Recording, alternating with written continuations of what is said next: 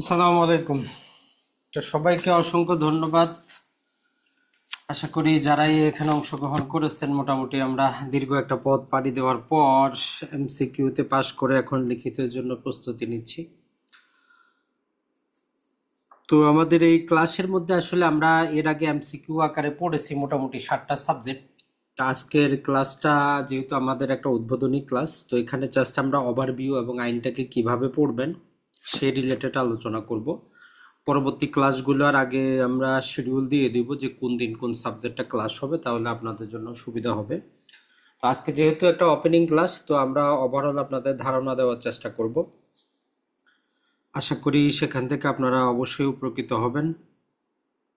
তো যেটা বলবো যে আসলে এই পর্যন্ত যারাই যেভাবে প্রস্তুতি নিয়েছেন, মূল কথাটা ছিল যে এতদিন আপনি সিরিয়াস হন নাই, মোটামুটি মন চাইছে পড়ছেন, না চাইছে না পড়ছেন, তারপরে হয়তো কেউ পাশ করছেন। কিন্তু এখন যেহেতু আপনি মোটামুটি একটা ধাপ অতিক্রম করছেন, তো এখন আপনাকে অবশ্যই একটু সিরিয়াস হইতে হবে যে আগামী মোটামুটি 1 মাস অথবা 1 মাস 15 দিন, ম্যাক্সিমাম হয়তো 1 মাস 15 দিন এর আগেই পরীক্ষাটা হবে। তারপরে আমরা ধরে নিচ্ছি মোটামুটি 1 মাস, তার মানে আপনার হাতে 1 মাস পর্যন্ত আপনি সময় পাচ্ছেন। মোটামুটি 1 মাসই আমরা ধরবো, ধরেন যে 1 তারিখ থেকে মোটামুটি। তাহলে এই 1 মাসে আপনি কি জিনিসটা শিখবেন? 1 মাসে এমন না যে আপনি এমন ম্যাজিক কিছু শিখে ফেলবেন। আপনি যেই জিনিসগুলা পড়ছেন সেই জিনিসগুলা থেকেই আপনাকে নতুন করে আবার পড়তে হবে ওই 7টা সাবজেক্টই। তো আমাদের পারমিশন দেওয়া থাকবে যদি আপনাদের কোনো প্রশ্ন থাকে, কারণ অবশ্যই প্রশ্ন করতে হবে এখন। কারণ হচ্ছে যেটা যে আপনি নিজেকে আইনজীবী হওয়ার পথে এক ধাপ এগিয়ে গেছেন। এখন লিখিত পরীক্ষার যদি আপনি গত বছরের, আমরা শুরু করার আগে গত বছরের জাস্ট প্রশ্নটা যদি আপনাদেরকে একটু দেখাই, আর পাশাপাশি আপনাদেরকে আমরা বলেছি যে কোনো লেখকের হোক, জাস্ট আপনি একটা লিখিত বই নিয়ে নেবেন, সেখানে বিভিন্ন সালের প্রশ্নগুলো থাকবে, তার সমাধানগুলো থাকবে, পাশাপাশি কিছু সাজেশন থাকতে পারে। তো সেটা একটা সহায়ক বই। মূল আপনার কিন্তু যে 7টা আপনার মূল আইন, সেটাই কিন্তু আপনার বই, এটা মনে রাখবেন। কারণ কোনো লেখকের বই থেকে যে 100% হুবহু কোট আনকোট কোনো প্রশ্ন কোনোদিনই কমন পড়বে না। আপনার মূল দায়িত্ব হচ্ছে যেই ধারাটা বা যে কনসেপ্টটা আপনি পড়তেছেন, ওইটা যদি আপনার স্বচ্ছ ধারণা থাকে, সেটার উপরে ভিত্তি করেই কিন্তু লিখিত পরীক্ষার জন্য যারা প্রশ্ন তৈরি করেন সেটা কিন্তু করেন। তো আমরা জাস্ট একটা দুইটা যদি গত বছরের প্রশ্নগুলা আপনাদেরকে দেখাই, পাশাপাশি আপনিও দেখবেন, যেহেতু আমাদের সপ্তাহে 3 দিন ক্লাস, বাকি যে একদিন থাকবে আপনিও সেটা দেখবেন। তো সেটা দেখলে সম্ভবত আপনি যদি ভালো করে বেয়ার একটা না পড়ে থাকেন, আপনি কিন্তু অ্যান্সার করতে পারবেন না। তো এই জন্য আমরা প্রথমেই আপনাদের যে একটা সাজেশন দিই, আপনি এমসিকিউ আকারে যেভাবে 7টা সাবজেক্ট পড়ছেন, তো সেখান থেকে আমরা আপনাদেরকে বলে দিব যে কোন কোন সেকশনগুলো আপনি এমসিকিউ আকারে আরেকবার রিভিশন দিবেন, পড়তেই থাকবেন। তারপরে আপনার দায়িত্ব হচ্ছে এই যে প্রশ্নপত্রগুলা, প্রতি বছরের প্রশ্নপত্রগুলা আছে, এগুলা আপনার বই থেকে নেবেন, একটা পেন্সিল হাতে নেবেন, নিয়ে প্রশ্নটা দেখে জাস্ট এতটুকু মাথায় নিয়ে আসবে যে এই প্রশ্নটা কোন কোন ধারা থেকে আপনাকে অ্যান্সারটা করতে হবে বা কোন ধারা থেকে প্রশ্নটা করা হয়েছে। যদি আপনি এতটুকু মাথায় নিতে পারেন, বাকি কাজটা আপনার কিন্তু হয়ে যাবে। কিন্তু আপনি যদি না বুঝতে পারেন যে আপনাকে যে প্রশ্নটা তারা করছে সেটা কোন ধারা থেকে করছে, তাহলে কিন্তু সমস্যা। আপনি যতই পড়েন আপনি পাস করতে পারবেন না। আর লিখিত পরীক্ষায় আসলে পড়ার চাইতে মূল বিষয়টা হচ্ছে যে কনসেপ্ট বোঝা। তারা কি প্রশ্ন করছে, প্রশ্নটাই অনেকে বুঝতে পারে না। তো আপনার প্রথম দায়িত্ব থাকবে প্রশ্নটা বোঝা, বোঝা অনুযায়ী আপনি অ্যান্সার দিবেন। হয়তো বিভিন্ন জায়গায় আপনাকে 30 পাতা 40 পাতা লিখতে হবে, এরকম ভয় ভীতির কোনো কারণ নাই। আপনি যদি টু দ্য পয়েন্ট মূল জিনিসটা যদি 10 পাতায়ও লিখে শেষ করেন, তাতে আপনি পাশ করবেন, কোনো সমস্যা নেই। আপনি 1000 পাতা লিখেও ফেল করবেন যদি আপনি আইনের নাম্বারটা ভুল করেন, আইনের ধারাটা ভুল করেন, কি চাইছে সেটা ভুল করেন। তো ওই জন্য কয় পাতা লিখতে হবে এই রকম টেনশনে যাবেন না। আপনার অ্যান্সারটা যদি 10 পাতায় সমাপ্ত হয়ে যায়, কোনো সমস্যা নেই, আপনি 10 পাতায় আপনার পরীক্ষা শেষ, আপনার এডিশনাল পেপার নেওয়ারও দরকার নেই। তাহলে মূল দায়িত্ব হচ্ছে কি, আপনার বেয়ার একটা যেভাবে এমসিকিউর মতো পড়ছেন সেটা কন্টিনিউ আপনি পড়তে থাকেন, যেখানে যেভাবে আপনি পারেন সেগুলো স্মরণ করেন। তবে এক্ষেত্রে কিছু আপনি ডিসকাউন্ট পাবেন, যে কিছু জিনিস পড়তে হবে না। যেমন ম্যাক্সিমাম ডেফিনেশন আপনার পড়তে হবে না, পেনাল কোডের ম্যাক্সিমাম শাস্তি আপনাকে পড়তে হবে না। অনেক ধারা আছে যেগুলো পড়তে হবে না, শুধু পড়তে হবে কনসেপ্ট ভিত্তিক যে জিনিসগুলো আছে, যেগুলো আমরা একটু বলে দেবো একটু পরে, পাশাপাশি আমাদের নিয়মিত ক্লাসগুলোতে তো আমরা বলবো। তো তো আপনি যতক্ষণ পর্যন্ত আমাদের ক্লাসগুলো সেভাবে না পারতেছেন, ছোট হোক বড় হোক, যেটা আপনার ভালো লাগে সেটা আপনি এমসিকিউর মতো পড়তে থাকেন। তো আমরা এখানে যদি আপনি গত বছরের বা আগের প্রশ্নগুলো দেখেন, প্রতিটা প্রশ্নেরই কিন্তু আমাদের কি থাকে, দুইটা করে ভাগ থাকে, এ এবং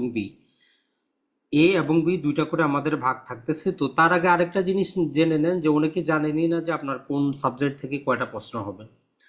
তো এখানে আপনাদের যে আমাদের দেওয়ানি কার্যবিধি আছে, দেওয়ানি কার্যবিধি এবং সুনির্দিষ্ট প্রতিকার আইন, এই দুইটা আইনকে তারা কম্বাইন করে বলতেছে যে এই দুটো আইন থেকে তারা তিনটা প্রশ্ন করবে, যেখান থেকে আপনাকে দুইটার অ্যান্সার করতে হবে।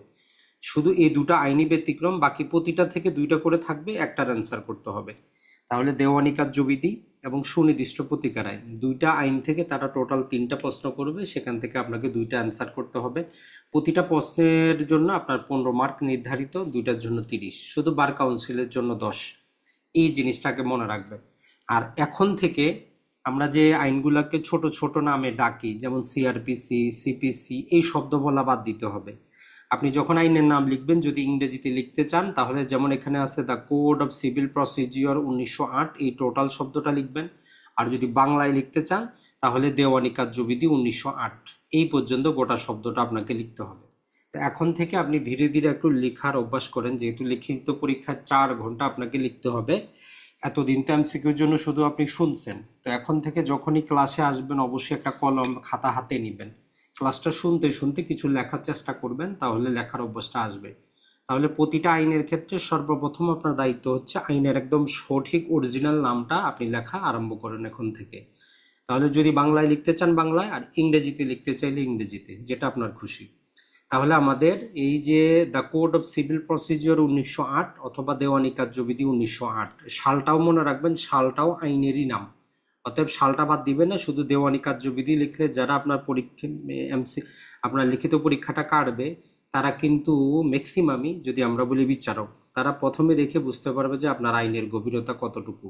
তো ইমপ্রেশনটা ভালো রাখার জন্য আপনি দেওয়ানি কার্যবিধি 1908, সুনির্দিষ্ট প্রতিকার আইন 1877, ফৌজদারি কার্যবিধি 1898, এটা ছাড়া পেনাল কোড, আর যদি বাংলায় লিখতে চান দণ্ডবিধি, এখানে বাংলাদেশ শব্দটা আসবে না, দণ্ডবিধির সামনে বাংলাদেশ কিন্তু নাই, তো এই জন্য বাংলাদেশ দণ্ডবিধি দিবেন না, দণ্ডবিধি 1860 আপনি দিবেন, আমরা একটা এডিট করে দিব, এখানে ভুল হয়েছে। তারপরে সাক্ষ্য আইন 1872, তামাদি আইন 1908, এই সম্পূর্ণ নামটা আপনি লিখবেন।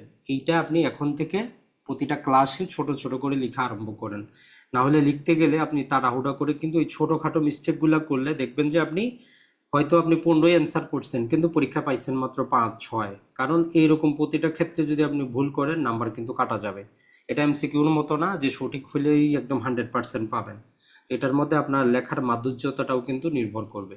তাহলে 1 নম্বর ভুল করা যাবে না কি, আইনের আইনকে আর ডাক নামে ডাকা যাবে না, আইনটাকে অরিজিনাল নামেই লিখতে হবে।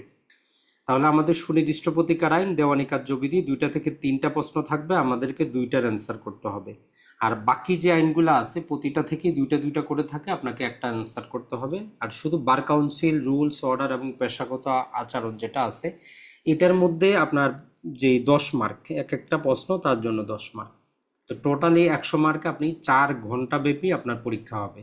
তো এই জিনিসটাকে মাথায় নিয়ে নেন যে 4 ঘন্টা পরীক্ষা, টোটাল আপনাকে আমাদের 7টা সাবজেক্ট যেটা আছে, 7টা সাবজেক্ট থেকে যদি আমরা বলি 7টা প্রশ্নের অ্যান্সার করতে হবে। শুধু মার্কিংয়ের ক্ষেত্রে ওই যে সুনির্দিষ্ট প্রতিকার আইন আর আমাদের হচ্ছে দেওয়ানি কার্যবিধির ক্ষেত্রে আপনি একটা প্রশ্ন কম পাচ্ছেন।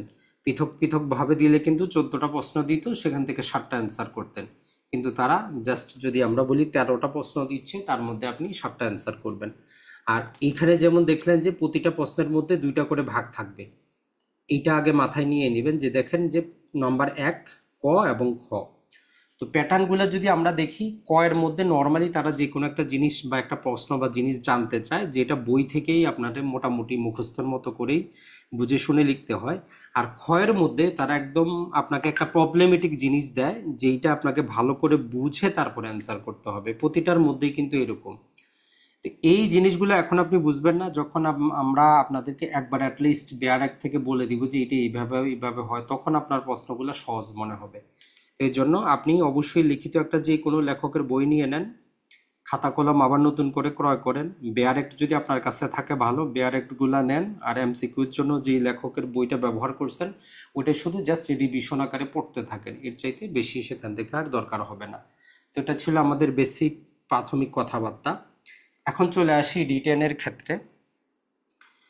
তো রিটেনের ক্ষেত্রে অনেকেই বলেন যে ভাই এতগুলো সাবজেক্ট আমরা মাত্র এক মাসে কিভাবে পড়বো, কোন জিনিসটা পড়বো, কোন জিনিসটা বাদ দিব। যেহেতু আমাদের এই ক্লাসটা হচ্ছে আজকে প্রথম ক্লাস, ইউটিউবে লাইভ সম্প্রচারিত হচ্ছে এবং অনেকেই আমাদের এখানে নতুন এসেছেন, হয়তো এমসিকিউ অন্য জায়গায় করেছেন। তো দেখেন, জাস্ট ওই জন্য আমরা বলি যে ধরেন আপনি যদি তামাদি আইনটাই পড়তে চান, আপনার ইচ্ছা হলো যে আপনি তামাদি আইনটা পড়বেন। এখন কিভাবে পড়বেন? আপনি কোচিং করবেন না, নিজে নিজে পড়বেন, বাসায় পড়বেন? তামাদি আইনটা আপনি কিভাবে পড়বেন? আগে তো এমসিকিউর মতো করে পড়ে গেছেন। তো এখন তামাদি আইন যদি আপনি পড়তে যান, তামাদি আইনের মধ্যে দেখেন 3 নম্বর সেকশনটাতে আমরা কি জানি? 3 নম্বরে হচ্ছে যে আমাদের কি তামাদি দোষে মামলা খারিজ। তো এটা তো আমরা সবাই মুখস্থ করছি। তো আপনারা কিন্তু লিখিত পরীক্ষায় শুধু এটা তো আর চাবে না।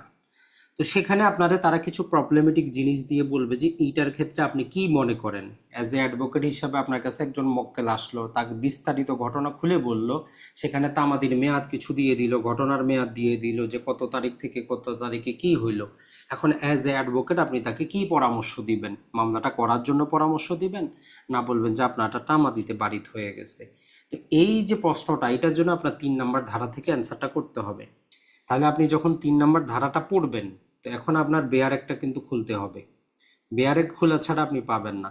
তাহলে 3 নম্বরে আপনি যদি বাসায়ও নিজেও পড়েন, আপনি এখন পড়বেন যে আসলে একটা মামলা খারিজ 3 ধারায় হচ্ছে, এটা তো আমরা বুঝলাম, কিন্তু এর পিছনে আর কি কি জিনিসটা আছে, এর পিছনে কি ঘটনাটা আছে, এমসিকিউটা কিভাবে হইতে পারে। তো এটার জন্য আমরা আমাদের এমসিকিউ ক্লাসগুলোতে আপনাদেরকে বলে দিয়েছি। পাশাপাশি যদি আমরা সেটাও বলি, 1 নম্বর কথা হচ্ছে যে এই দেওয়ানি, যে আমাদের মামলাগুলোর মধ্যে 3 নম্বর যে সেকশনটা আছে, দেওয়ানি মূল মামলা এবং আমাদের যে ডিক্রি জারি, এই দুইটা 3 নম্বরে যখন খারিজ হচ্ছে, 5 নম্বর সেকশনে আমরা কিন্তু এই সময়টা বাড়াইতে পারি না। কারণ অন্যান্য ক্ষেত্রে এই দুইটা বাদ দিয়ে, অর্থাৎ দেওয়ানি মূল মামলা প্লাস যে ডিক্রি জারি, এই দুটা ছাড়া আইনাঙ্গনে যত প্রকার দরখাস্ত দেওয়া যায়, সেটা appeal, review, revision, leave to appeal, যত প্রকার প্রসিডিং আছে, সকল ক্ষেত্রে আপনি যদি উপযুক্ত কারণ এবং বিচারককে সন্তুষ্ট করাইতে পারেন, সময়টা বর্ধিত হতে পারে। কিন্তু এই যে দুইটা জিনিস, দেওয়ানি মূল মামলা এবং হচ্ছে আমাদের ডিক্রি জারির আবেদন, এই দুইটা কোনো অবস্থায় কোনো বিচারক, কোনো পক্ষ কোনোভাবে এটা বাড়ানি সম্ভবই না। তো এই কনসেপ্টটা আপনার মাথায় থাকতে হবে। এখন সেক্ষেত্রে তারা আপনাকে মূল আইন থেকে, বর্তমানে আমরা যেটা দেখতেছি, এবার যারা এমসিকিউ দিচ্ছেন, আপনি যদি ভালো করে এমসিকিউ প্রশ্নটা লক্ষ্য করেন, সেখানে দেখবেন যে আপনার মোটামুটি কিছু তারা এমসিকিউ সরাসরি কি করেছে, আপনার উদাহরণ থেকে করেছে। প্রায় 4টা থেকে 5টার মতো প্রশ্ন করেছে তারা উদাহরণ থেকে। তো লিখিত পরীক্ষায়ও দেখবেন যে আপনি এরকম আপনার উদাহরণ থেকে এমন কিছু তারা দিয়ে দিবে। তো এই জন্য যখন আমরা বেয়ার একটা পড়ব, নির্দিষ্ট কিছু সেকশনের, প্রতিটা সেকশনের জন্য কিন্তু না, নির্দিষ্ট কিছু সেকশনে যখন বেয়ার একটা পড়ব, ওইটার ভিতরে কিছু ব্যাখ্যা আছে, ওইগুলো একটু পড়ার চেষ্টা করব। তাহলে আমাদের জন্য বেস্ট হবে, আমরা বুঝতে পারবো যে আসলে কোন জিনিসটা। এখন জাস্ট আমরা আজকে প্রথম ভিডিওতে তামাদি আইনের যে 3 নম্বর ধারা আছে, এটার ভিতরে কিছু কথা আছে। আপনি যখন বাংলায়ও পড়বেন, দেখেন বাংলা আর ইংরেজি বলে এখন কোনো কথা নাই। কারণ কথা হচ্ছে আইনাঙ্গনে ম্যাক্সিমাম শব্দ ইংরেজি ব্যবহার করা হয়। এই যে আমরা যত প্রকার স্যুট বলি, স্যুট একটা ইংরেজি শব্দ, সিভিল কেস বলতেছি ইংরেজি শব্দ, আপনি লিখবেন তো বাংলায়, কিন্তু কিওয়ার্ডটা ইংরেজিতেই থাকবে। এখন এখানে মূল যে জিনিসটা তামাদি আইনে 3 ধারায় আপনার কনসেপ্ট ভিত্তিক, সেটা হচ্ছে কি, যে এইটা কি করবেন, শেল বি ডিসমিস, এই শব্দটা মনে রাখবেন। বাংলায় পারেন আর ইংরেজিতে পারেন, যে অবশ্যই অবশ্যই কি করবেন, বিচারক সেটাকে খারিজ করবেন। এই শব্দটা হচ্ছে আপনার কিওয়ার্ড। এখন তারপরে যেটা বলতেছে যে যদিও কি করছে, limitation has not been set up as a defence, যদিও বিবাদী তামাদির ব্যাপারে কোনো আপত্তি করে নাই, কোনো প্রশ্ন তুলে নাই, আপনার প্রবলেমেটিক প্রশ্নটার মধ্যে তারা এরকম দিয়ে দিবে যে বিবাদী এই বিষয়ে কোনো প্রকার আপত্তি করে নাই। এখন আপনি কি বলতে চান, আপনি কি পরামর্শ দিতে চান, মামলাটা তামাদিতে বারিত হবে কিনা, অথবা বিচারক কি করবেন, এরকম আপনার কাছে পরামর্শ চাইতে চায়। এখন আপনি পরামর্শ তখনই দিতে পারবেন যখন একটা বিষয় সম্পর্কে আপনার স্বচ্ছ ধারণা থাকবে। তাহলে 3 ধারা থেকে আপনার যে স্বচ্ছ ধারণাটা, আমরা মনে করি আগের কোথাও না শুনলেও, যে 3 ধারার ক্ষেত্রে আমরা পাচ্ছি কি, যখন আমাদের অনুচ্ছেদের মধ্যে যে সময়সীমা দেওয়া আছে ওই নির্দিষ্ট সময়সীমা পাশাপাশি এই 4 ধারা থেকে 25 ধারায় আমরা বিভিন্ন রকম ভাবে কি করতে পারি, সময়ের ক্যালকুলেশন করতে পারি। সময়টা কখনো স্থগিত থাকে, কখনো বর্ধিত হয়, কখনো পরবর্তীতে যুক্ত হয়। সমস্ত কিছু ক্যালকুলেশন করার পরে তারপরে যদি দেখা যায় যে মামলাটা তামাদিতে বারিত হচ্ছে, আমরা অনেকেই হয়তো ভুল করি। যেমন ধরেন যে আমরা বলি যে হয়তো চুক্তি প্রবলের মামলা 1 বছর, তো 1 বছরের পরে করলে এটা খারিজ হবে। তো এখন কিছু কিছু মামলা 12 বছর পড়লে করে খারিজ হবে। তো মূল কথাটা হচ্ছে তামাদিতে উল্লেখিত সময় প্লাস 4 থেকে 25 নম্বর তামাদি আইনে যে ধারাগুলো আছে, আমরা জানি কি 4 নম্বর ধারায় কি জানি, শেষ দিন আদালত বন্ধ থাকলে পরের যেই দিন খুলবে আমরা সময় পাইছি। 6 ধারায় লিগ্যাল ডিসেবিলিটি আছে, তামাদি শুরুই হয় না। তো এই জন্য বলতেছে যে 4 থেকে 25-এর যত প্রকার ক্যালকুলেশন আছে, যত প্রকার আপত্তি, যত প্রকার যা কিছু আছে, এগুলো করার পরে যদি তারপরেও কি হয়, দেখা যায় যে সবকিছু সুবিধা দেওয়ার পরেও মামলাটা তামা দিতে পারি, তখনই বিচারক কি করবেন, ডিসমিস করবেন। তাহলে একটু গভীরভাবে যখন বুঝলেন, আগে শুধু আমরা নর্মালি বুঝলাম কি যে তামাদির পরে যদি 12 বছর পরে মামলা দায়ের করি খারিজ হবে। আসলে 12 বছর আমরা তো ওটা হচ্ছে আমাদের তামাদিতে পিরিয়ড অফ লিমিটেশন। আর একটা শব্দ আছে, যদিও আমাদের বাংলাদেশে অ্যামেন্ডমেন্ট করা হয়নি, পার্শ্ববর্তী দেশে করা হয়েছে, যে প্রেসক্রাইব পিরিয়ড। লিমিটেশন পিরিয়ড হচ্ছে যেটা অনুচ্ছেদের মধ্যে দেওয়া আছে, 1 বছর, 2 বছর, 6 বছর, 12 বছর, 30 বছর, 60 বছর। আর প্রেসক্রাইব পিরিয়ড হচ্ছে এই 4 থেকে 25-এর মধ্যে আমরা কি করতে পারি। যেমন 14 নম্বর ধারায় ভুল আদালতে মামলা করলে ওই সময়টা বাদ দিতে পারি। 15তে বলতেছে স্থগিত থাকলে বাদ দিতে পারি। 16তে বলতেছে ডিক্রি জারির ক্ষেত্রে রদ করার সময় বাদ দিতে পারি। এই যে আমরা বাদ দিচ্ছি, এগুলো হচ্ছে আমাদের ক্যালকুলেশন। তাহলে এই দুইটা করার পরে যদি বাড়িত হয়, তখন আদালত কি করবে, শেল বি ডিসমিস। আর বিবাদিত আমাদের প্রশ্ন করুক বা না করুক তাতে কিছু যায় আসে না। তাহলে আজকে থেকে যখনই আপনি, মুখস্থ আপনার করার দরকার নেই, জাস্ট মাথায় একটু বুঝবেন যে তামাদি আইনে 3 নম্বর ধারাটা আদালতের জন্য পালন করা বাধ্যতামূলক, বিচারের জন্য বাধ্যতামূলক। বিচারক তার স্বেচ্ছাধীন ক্ষমতায় এটাকে কি করতে পারে না, অ্যাভয়েড করতে পারে না। কোনোভাবেই কন্ডোনেশনটা তারা মকুব করতে পারবে না। কিসের জন্য? ওই দুটা জিনিস মনে রাখবেন, একটা হচ্ছে আমাদের দেওয়ানি মূল মামলা, আর একটা হচ্ছে যে আমাদের ডিক্রি জারি। এই দুটো একটু মনে রাখবেন। আর এই বিষয়ে চাই অপরপক্ষ চুক্তি করুক, আপত্তি না করুক, প্রশ্ন না তুলুক, তাতে কিছু যায় আসে না। বিচারকের দায়িত্ব, উনি কি করবেন, মামলাটা ডিসমিস করবেন। তো এইভাবে আপনি যখন নিজে এখন আরেকবার রিভিশন দিবেন, প্রতিটা এমসিকিউর মতো যখন পড়ছেন, তখন জাস্ট একটু ওই সেকশনটার ভিতরে একটু ভালো করে নিজের মতো করে নিজে প্রশ্ন করবেন যে এটাকে আর কি জিনিসটা বলছে। এখন এর ভিতরে ব্যাখ্যাতে 3টা জিনিস কিন্তু বলছে, যেটা আপনার লিখিত পরীক্ষার জন্য গুরুত্বপূর্ণ। যদি 3 ধারা থেকে তারা প্রশ্ন করে, কোনো না কোনো একটা কিছু তারা দিতে পারে। এখানে 1 নম্বর যেই ব্যাখ্যার মধ্যে তারা বলতেছে যে আমরা একটা দেওয়ানি মামলা যখন আদালতে সাবমিট করি, তো কোন দিন আমরা ধরে নিব মামলাটা সাবমিট হয়েছে। তো তারা বলতেছে যে যেই দিন আপনি মামলাটা কি করবেন, প্রপার অফিসারের কাছে দিয়ে দিবেন। নর্মালি যখন আমরা সেরেস্তাদারের কাছে কি করি, মামলা সাবমিট করি, আমরা যখন তার কাছে দিয়ে দিব, চাই সেই দিন তো আমার কি হয়ে যাক, তারপরে সেদিন মামলা না পড়ুক, সে শুধু মামলাটা গ্রহণ করলো, এর পরের দিন হয়তো ছুটি, আপনি মামলার যাবতীয় আর কিছু পাইলেন না, 1 সপ্তাহ ছুটি গেল, তারপর নানা প্রকার হয়তো দেশে গন্ডগোল হইলো, আদালত খুললো না, 1 মাস পরে গিয়ে আপনি নাম্বার পাইলেন, ধরলাম যে আপনি সুট রেজিস্টারে নাম্বার পাইলেন, কিন্তু আপনি মামলা কিন্তু 1 মাস আগেই সেরেস্তায় জমা করছিলেন। তো বিবাদী কিন্তু আর ওই প্রশ্ন করতে পারবে না যে এটা 1 মাস পরে দায়ের হয়েছে, তামাদি অতিক্রান্ত হয়েছে। তো এর জন্য প্রথমেই ক্লিয়ার থাকবেন, যেই দিন আপনি তার কাছে সাবমিট করে দিবেন, সে একবার গ্রহণ করে নিল, সেই দিন আপনার মামলা দায়ের হয়ে গেছে। বিবাদী যত প্রকারই আপত্তি করুক, আপনি তখন ওই তামাদি আইনের এই ব্যাখ্যাটা যদি আপনার পরীক্ষা আসে, এটা আপনি তুলে ধরতে পারবেন যে তামাদি আইনের 3 ধারার ব্যাখ্যার মধ্যে একটা মামলা কখন দায়ের হয়েছে বলে সেখানে উল্লেখ করা আছে যে যেই দিন আমরা প্রপার অফিসারের কাছে আমাদের আর্জিটা সাবমিট করব, মামলা ওই দিনই দায়ের হয়ে গেছে।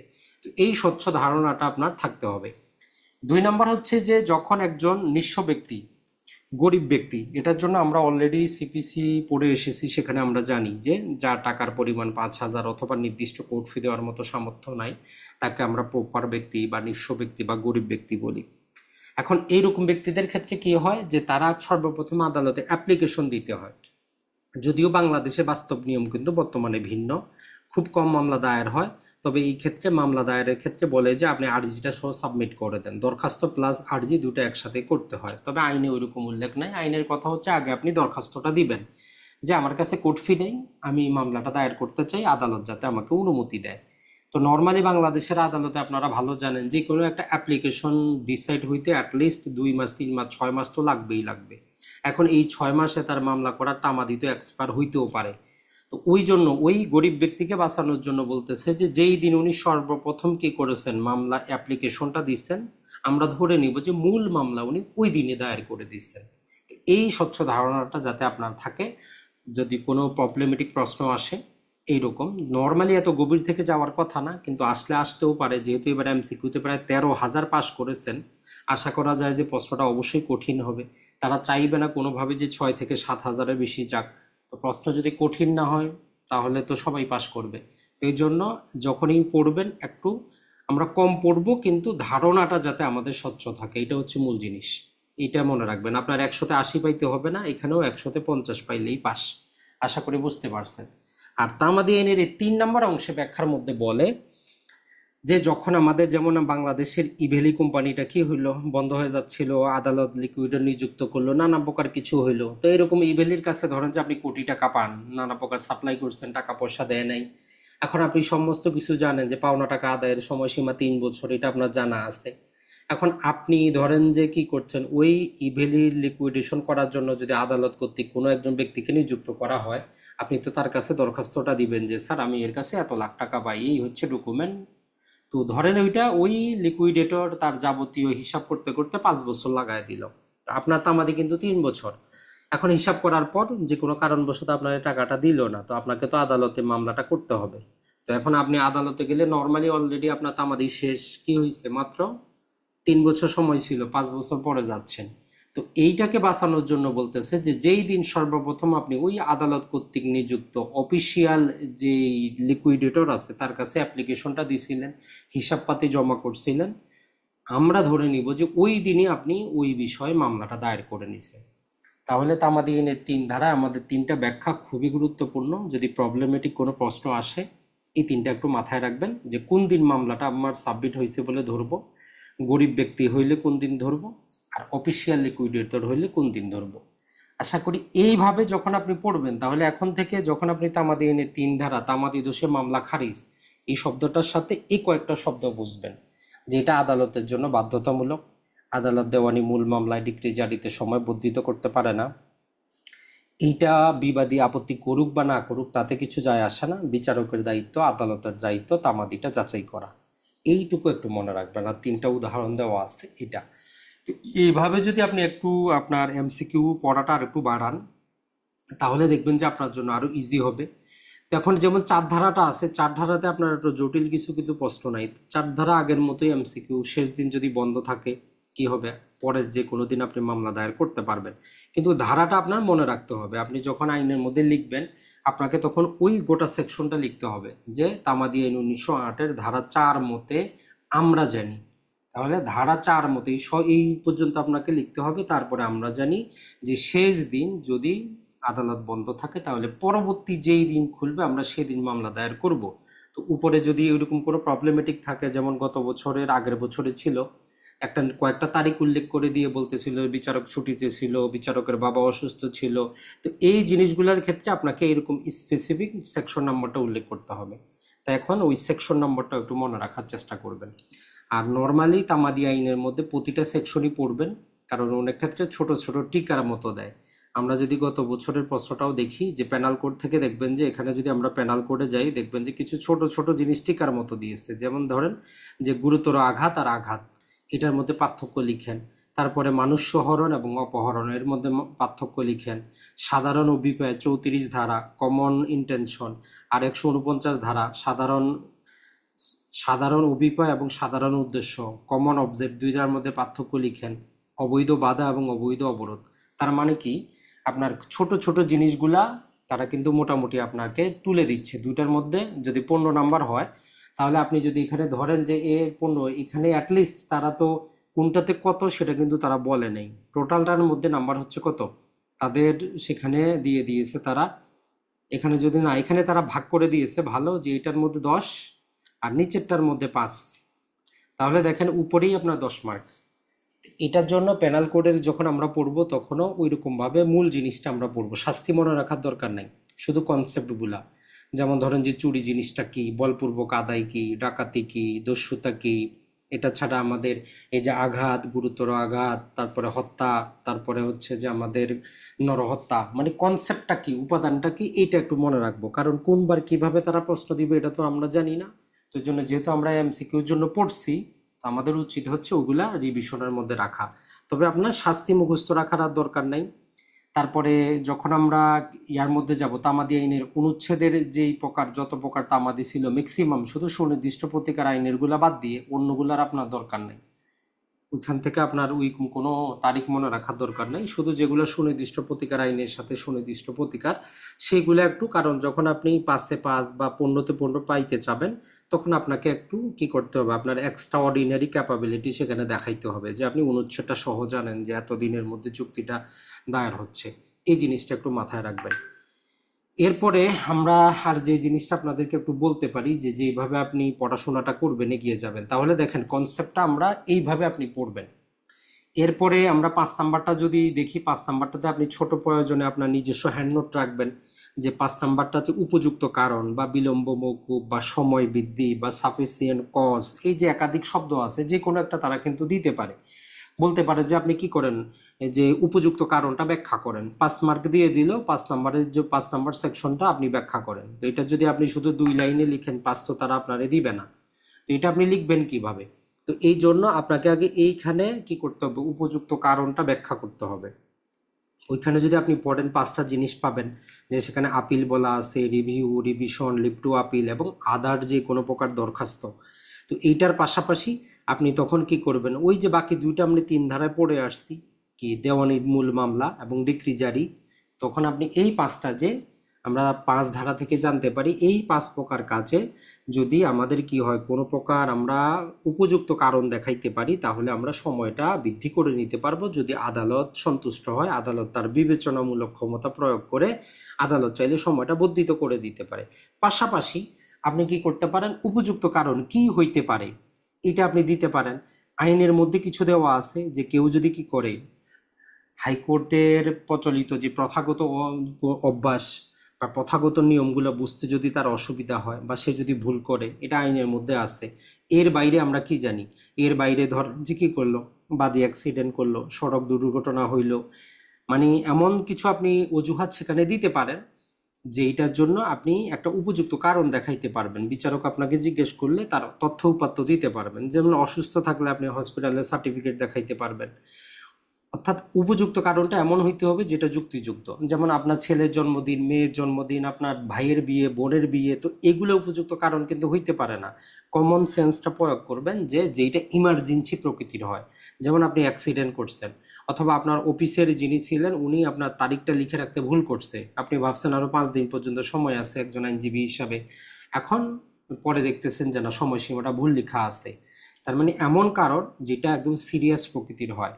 কোনো প্রকার আমরা যে আপনার এইটা সেইটা, মানে যেগুলাকে আমরা সুখের কারণ বলি, এগুলা কিন্তু প্রযোজ্য না।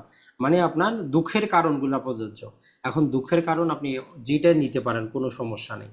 তাহলে যখন আপনি 5 ধারা পড়বেন, বা 5 ধারা যদি আপনারে দিয়ে দেয় যে উপযুক্ত কারণ কি কি হইতে পারে বিলম্ব মুকুব করার জন্য, তখন আপনি টোটাল জিনিসটা লিখতে হবে আপনারে। 5 মার্ক কিন্তু শুধু ওই যে 5টা জিনিস লিখে দিলে দিবে না আপনারে, যে appeal, review, revision, leave to appeal. আর সাথে লিখবেন যে বাকি অন্যান্য ক্ষেত্রে, যেমন দেওয়ানি মূল মামলা এবং ডিক্রি জারির ক্ষেত্রে 5 ধারায় আমরা কোনোভাবে সময় বর্ধিত করতে পারবো না। তবে এই 5টা ক্ষেত্রে যদি আমরা উপযুক্ত কারণ, যেগুলো কয়েকটা বর্ণনা করলাম, এগুলা আদালতের কাছে দেখাইতে পারি, এবং আদালত যদি সন্তুষ্ট হন এবং উনি যদি বিবেচনামূলক ক্ষমতা প্রয়োগ করে বর্ধিত হওয়ার জন্য এটা যোগ্য মনে করেন, তবেই তামাদিটা উনি মওকুফ করতে পারেন বা সময়টা বাড়িয়ে দিতে পারেন। তো এইভাবে চিন্তা করে একটু আপনারে পড়তে হবে। তো এই জন্য এখন থেকে আপনি যেহেতু মোটামুটি যদি 3টা ধাপে অ্যাডভোকেট হন, একটা ধাপ তো আপনি পার করলেন, তো নিজেকে অ্যাডভোকেট চিন্তা করতে আপনার কোনো এখন আর কি নাই, আমরা বলবো যে লজ্জা শরম থাকার কথা না। তো এখন আইনটা ওইভাবে চিন্তা করবেন, তাইলে দেখবেন যে আপনি লিখতে পারবেন। আর পাশাপাশি লেখার অভ্যাস শুরু করেন। না, আপনি যদি যতই মনে মনে চিন্তা করেন, যদি লেখার অভ্যাস না করেন, আপনি কিন্তু অ্যান্সার করতে পারবেন না। এরপরে যেমন ধরেন যে আপনি যেমন তামাদি আইন থেকে বৈধ অপারগতা, লিগাল ডিসেবিলিটি রিলেটেড যদি কোনো প্রশ্ন আসে, কোশ্চিন আসছে, তাহলে 7, 8, 6, 7, 8 এই 3টা সেকশনই আপনার গুরুত্বপূর্ণ। প্রশ্নটা কেমন আসলো এর উপর ভিত্তি করে আপনাকে উত্তরটা দিতে হবে। যেমন আপনার 6 ধারা থেকে প্রশ্ন আসলে 8 ধারা অবশ্যই আপনারই লিখতে হবে, যে 6 ধারা যে আমরা এই পাগলকে, এই নাবালককে, এই জড়বুদ্ধি সম্পন্ন ব্যক্তিকে এই সুবিধাগুলো আমরা দিচ্ছি, 8 ধারা গিয়ে তার কিছু রেস্ট্রিকশন দেয়, এই কথাটা আপনাকে লিখতে হবে। যে আবার তামাদিনের 8 ধারার ক্ষেত্রে কিছু শর্ত আরোপ করা হয়েছে। শর্তগুলো নিম্নরূপ, কেমন? 1 নম্বরে যে অগ্রকয় বা প্রিএমশনের মামলার ক্ষেত্রে 6 ধারায় কোনো সুবিধা পাওয়া যাবে না। এরপরে হচ্ছে যে 6 ধারায় যখন ব্যক্তি কি হবে, তার ডিসেবিলিটি থেকে মুক্ত হবে, তখন 8 ধারা বলতেছে যে মামলা করার তামাদি যাই কিছু থাকুক, সর্বোচ্চ সময় পাবে সে 3 বছর মাত্র। তাহলে এই লিগ্যাল ডিসেবিলিটির সাথে 8 ধারা কিন্তু সম্পর্কযুক্ত। আপনি শুধু 6 ধারায় লিখে আসলেন, আপনি 50% নাম্বারই পাবেন না। যদি আপনার বিচারক যদি ভালো হয়, খুব কঠোর হয়, তাহলে 1 মার্কও দিবে না, 0 দিবে, যে আপনি আইনই তো জানেন না। কারণ 6-এর সাথে 8 বাধ্যতামূলক। 6 ধারা আপনারে বললো যে যখন ডিসেবিলিটি মুক্ত হবে তখন মামলা করবেন, আপনি 8 ধারা পড়লেনই না, আপনি ফেল করবেন, কিছু করার নাই। তাহলে কোন ধারা কোনটার সাথে পড়তে হবে এটাও মনে রাখবেন। তাহলে তামাদি আইনের 6 ধারার সাথে 8 ধারাও পড়তে হবে, আর 7 ধারা থেকে যদি প্রশ্ন আসে 7 ধারার সাথেও 8 ধারাটা পড়তে হবে। তো এই জন্য লিগাল ডিসেবিলিটি কি? তাহলে দেখেন, আমরা 3টা কনসেপ্ট আপনাদেরকে এই ছোট্ট সময় দিলাম। একটা হচ্ছে যে মামলা খারিজ হবে বা বারিত হবে, টোটালটা বুঝবেন। উপযুক্ত কারণ বা বিলম্ব মৌকুব হবে, টোটাল জিনিসটা বুঝবেন। আর বৈধ অপারগতা, টোটাল জিনিসটা বুঝবেন, যে কোন কোন সেকশনটা আমার অ্যান্সার করতে হবে।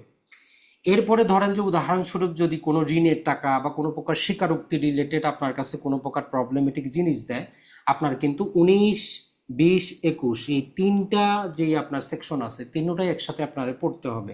অ্যান্সার তিনোটা থেকেই আপনাকে কিন্তু করতে হবে। এগুলো আমরা বলি যে কম্বাইন প্যাকেজ। শুধু 19 ধারা পড়ে অ্যান্সার করলে আপনার হবে না, অথবা শুধু 20 ধারা করলে কিন্তু হবে না। এরপরে যেমন ধরেন যে সুখাধিকার বা ইজমেন্ট নিয়ে বড় প্রতিবারই মোটামুটি কিছু না কিছু প্রশ্ন আসে। এখন আমরা নর্মালি কি জানি, 26 ধারা ইজমেন্ট আছে, 27 ধারা ইজমেন্টের হিসাব আছে, কিন্তু ইজমেন্টের যে একটা ডেফিনেশন আছে, কাকে ইজমেন্ট বলে, এইটা কিন্তু আপনার জানতে হবে। তাই যখনই আপনার ইজমেন্ট রিলেটেড কোনো প্রশ্ন আসবে, মার্কটা থাকবে 7 অথবা 8 অথবা 10, আপনি শুধু 26 ধারা লিখলে আপনি নাম্বার গোটাটা পাবেন না।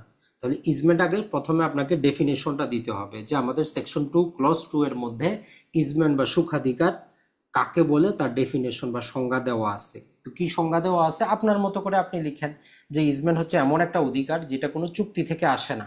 একজন ব্যক্তি অন্য কোনো ব্যক্তির সম্পত্তি ব্যবহার বা সম্পত্তিতে কোনো কিছু রোপণ করা বা সম্পত্তি থেকে কোনো কিছু সরিয়ে ফেলা, যখন দীর্ঘদিন সে ব্যবহার করে যে অধিকারটা আসে, ওইটাকে আমরা কি বলি? ইজমেন্ট বলি। তখন চলে যাবেন আপনি 26 ধারায়। যে 26 ধারা তখন আমাদেরকে ডেফিনেশনে আসতেছে যে সরকারি সম্পত্তি হইলে 60 বছর, ব্যক্তিগত সম্পত্তি হইলে যদি 20 বছর, আমরা একটানা, এটা হাইলাইট করবেন আপনি, একটানা বিনা বাধায় অনুমতি ছাড়া ব্যবহার করি, তাহলে সেখানে আমাদের যে অধিকারটা সেটা হচ্ছে আমাদের অখণ্ডনীয় অধিকার হয়ে যায়, এটা খণ্ডন করতে পারে না। এরপরে আপনি কি দিবেন, যে এই অধিকারটা আমরা আদালতের মাধ্যমে ডিক্লার করে নিব, যদি আমাদের যে ইজমেন্ট সত্যটা আসে এটাতে যদি কেউ বাধা দেয়। মানে আপনার 20 বছর হইলে কিন্তু আপনার মামলা করার দরকার নাই, আইনজীবী হিসাবে এটা বুঝবেন। 20 বছর হইলে বা 60 বছর হইলে মামলা করার দরকার নাই। আপনি যখন চলতেছেন চলেন, আপনার ইজমেন্টারি রাইট আছে, কিন্তু যখনই ব্যক্তি বাধা দিবে, যেই দিন বাধা দিল, সে বলতেছে আমার রাস্তা দিয়ে চলবেন না, তো তখন আপনার হিসাব করতে হবে যে আপনার গত সেই দিন থেকে পিছনে 20 বছর হয়েছে কিনা, পিছনে 60 বছর হয়েছে কিনা। যদি হয়, তাহলে সেই দিন থেকে আগামী 2 বছরের মধ্যে আপনি আদালতে মামলা দায়ের করতে পারবেন। এইভাবে যদি আপনি একটু বোঝার চেষ্টা করেন, লেখার চেষ্টা করেন, আপনি কিন্তু পারবেন। এরপরে 27 ধারাটা আবার নেবেন, যে আমরা যখন 26 ধারার মধ্যে ইজমেন্টারি 20 বছর বা 60 বছর হিসাব করব, 27 ধারা আবার স্পেশাল বা বিশেষ কিছু শর্ত দেওয়া আছে, যা নিম্নরূপ। তখন যা নিম্নরূপ কি, সেখানে বলতেছে যে আমাদের 2টা জিনিস বলা আছে, যে যখনই কোনো প্রকার সেখানে রিভিশনার সম্পত্তি পাবে বা ভাবি উত্তরাধিকারী, যেটা আমরা বাংলায় বলি, আসলে প্রতিটা ইংরেজির যথাযথ বাংলা কিন্তু হয় না, আইনের ভাষায় প্রতিটা ইংরেজির যথাযথ বাংলা কিন্তু নাই। তো যাই হোক, আপনি যদি বাংলায় লিখেন যে ভাবি উত্তরাধিকারীর ক্ষেত্রে যখন আমরা ইজমেন্টারি হিসাব করব কোনো সম্পত্তির ক্ষেত্রে, 1 নম্বর হচ্ছে যে সম্পত্তিটা যদি কারো লাইফ ইন্টারেস্টে থাকে, ওই সময়টা আমরা বাদ দিতে হবো। 2 নম্বরে হচ্ছে কি, যদি 3 বছরের বেশি কারো কাছে ইজারায় বা লিজে থাকে, ওই সময় সীমাটা আমরা বাদ দিব। এই ছোট্ট জিনিসটা যদি আপনি একটু লিখতে পারেন, আপনার জন্য কিন্তু ফুল মার্কটা বসে আছে। তাহলে যখন আপনি ইজমেন্টের কনসেপ্ট পড়বেন 26, 27 এবং ওই যে সেকশনটা ডেফিনেশনটা এইটা একসাথে আপনি কম্বাইন করে পড়বেন। তো এটা যেহেতু ছোট আইন ওই জন্য আমরা আজকের ভিডিওতে বলেছি, যেমন বড় বড় যে আইনগুলো আছে পেনাল কোড আছে সেটা তো তারা একদিনে ক্লাসে সম্ভব না। তো ওইটা আমরা আমাদের ক্লাসগুলোতে ওইভাবেই চাচ্ছি যাতে মূল জিনিসটা আমরা পড়ি এবং অ্যান্সার করতে পারি। তো এই জন্য আপনাদেরকে আমরা বলি যে আপনি এমসিকিউর মতো অ্যাটলিস্ট পড়েন, তবে একটু বোঝার চেষ্টা করেন যে কেন সেটা পড়তেছেন। এরপরে ধরেন যে 28 ধারাতে কি আছে আমাদের মালিকানা বিলুপ্তি। এখন এখানে আমাদের নর্মাল এইটা আপনি নিজে পড়লে এক লাইনে শেষ, তো এক লাইন লিখলে তো আর আপনার এতটা দিবে না, মার্কটা তো আর দিবে না। মালিকানা কি হয়, বিলুপ্তি হয়, এক্সটিংগুইশমেন্ট হয়। তো এক্ষেত্রে এর যে আরো কতগুলা নাম আছে যে মালিকানা বিলুপ্তি হয়, দখলের ভিত্তিতে মালিকানা, অথবা ownership by possession, ownership by prescription দেওয়া আছে। এই জিনিসটা আপনাকে একটু ডিটেইলি কিন্তু লিখতে হবে, না হলে আপনাকে 28 ধারা থেকে প্রশ্ন আসলে আপনি কি লিখবেন।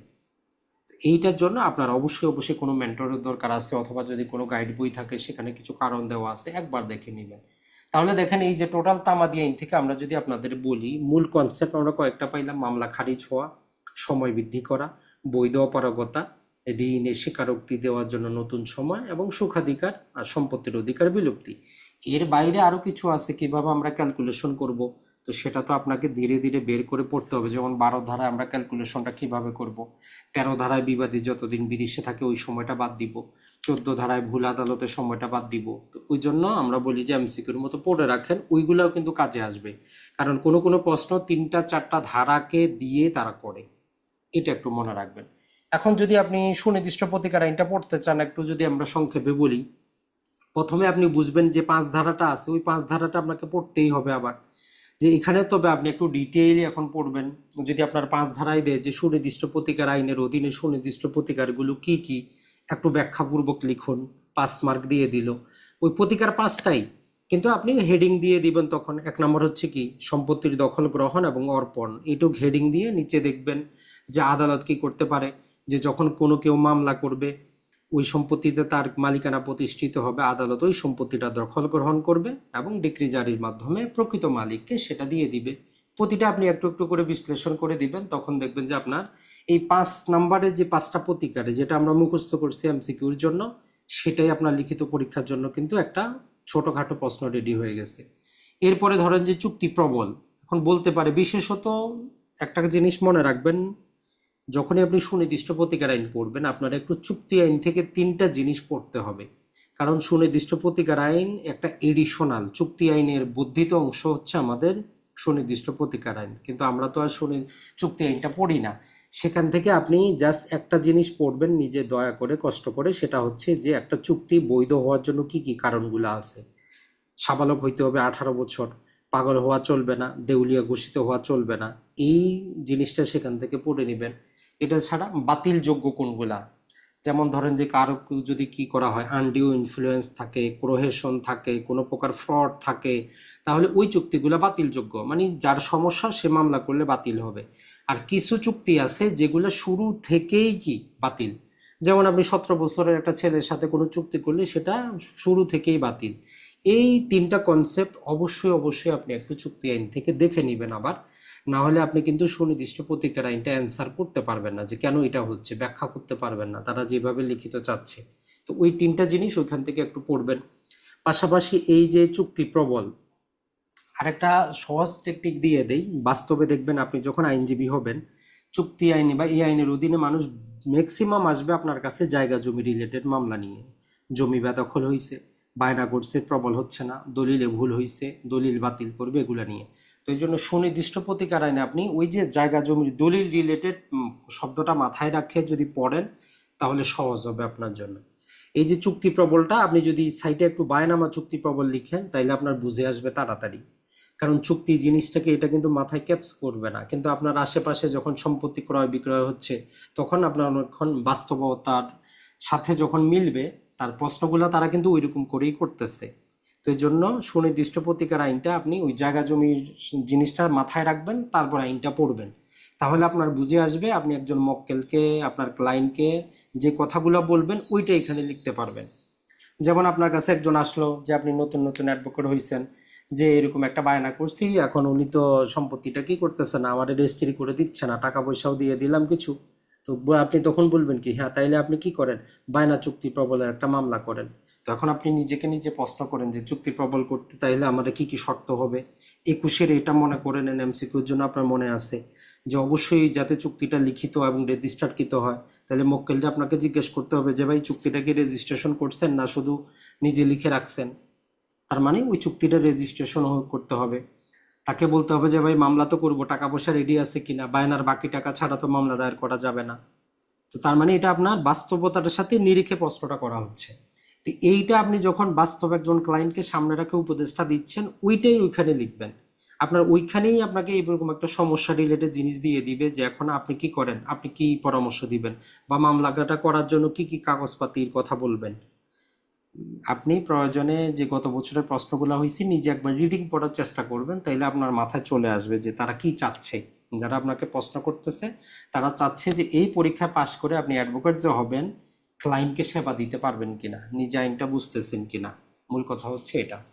এরপরে ধরেন যে দলিল সংশোধন, একজন আসছে আপনার কাছে দলিলে ভুল হয়েছে সংশোধন করবে, তাহলে আপনি তারে আগে বলেন যে এই যে এটা আপনি সংশোধন করার জন্য আসছেন, এই করণিক ভুল, গাণিতিক ভুল, অ্যাক্সিডেন্টাল স্লিপ, এগুলা তো আর কি হবে না দলিলে 31 ধারা হবে না। 31 ধারার মূল নীতিটা কি? মূল নীতিটা হচ্ছে সেখানে কোনো ফ্রড বা প্রতারণা হয়েছে, অথবা উভয় পক্ষের একটা মিউচুয়াল মিস্টেক হয়েছে, যার কারণে দলিলে যারা তারা যেটা চাইছে সেটা হয় নাই। তাহলে এই মূলনীতি আপনার মনে রাখতে হবে।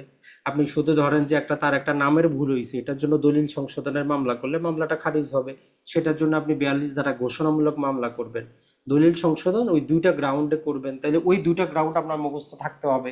পরীক্ষা যদি আপনার এইটাই দিয়ে দেয় যে একটা দলিল সংশোধনের মূলনীতি আলোচনা করুন, একটা উদাহরণ দিয়ে বললো যে আপনি কি করেন, আরজি তৈরি করেন। তো আরজি তৈরিটা আমরা আপনাদেরকে শিখাবো, যে মুসাবিদাটা স্পেশাল আমরা ক্লাস নিয়ে যে কোনো প্রকারের মুসাবিদা যাতে আপনি করতে পারেন।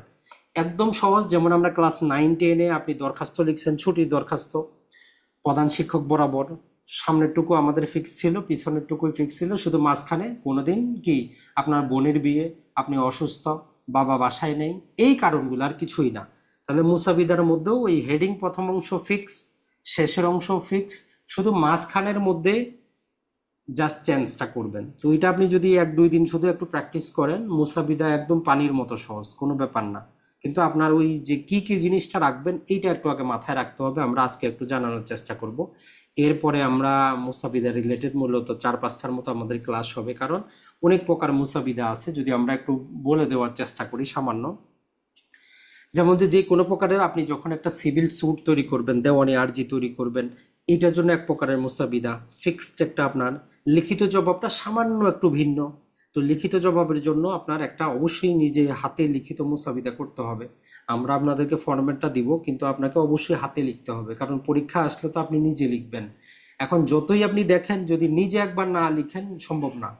লিখিত পরীক্ষা, ওই জন্য আবারও বলবো, যত পড়েন বা যত আপনি ভিডিও দেখেন কোনো লাভ নেই যতক্ষণ আপনি নিজে না লিখবেন। তো আমাদের আগামী ক্লাসগুলোতে যারাই অংশগ্রহণ করতেছেন বা অলরেডি করছেন, অবশ্যই আপনার খাতা কলম থাকতে হবে। যেই জিনিসটা আমরা বলতেছি আপনি উপরে কনসেপ্টটা লিখে ছোট ছোট আপনার যেটা মনে হয় ওইটা এখানে লিখবেন।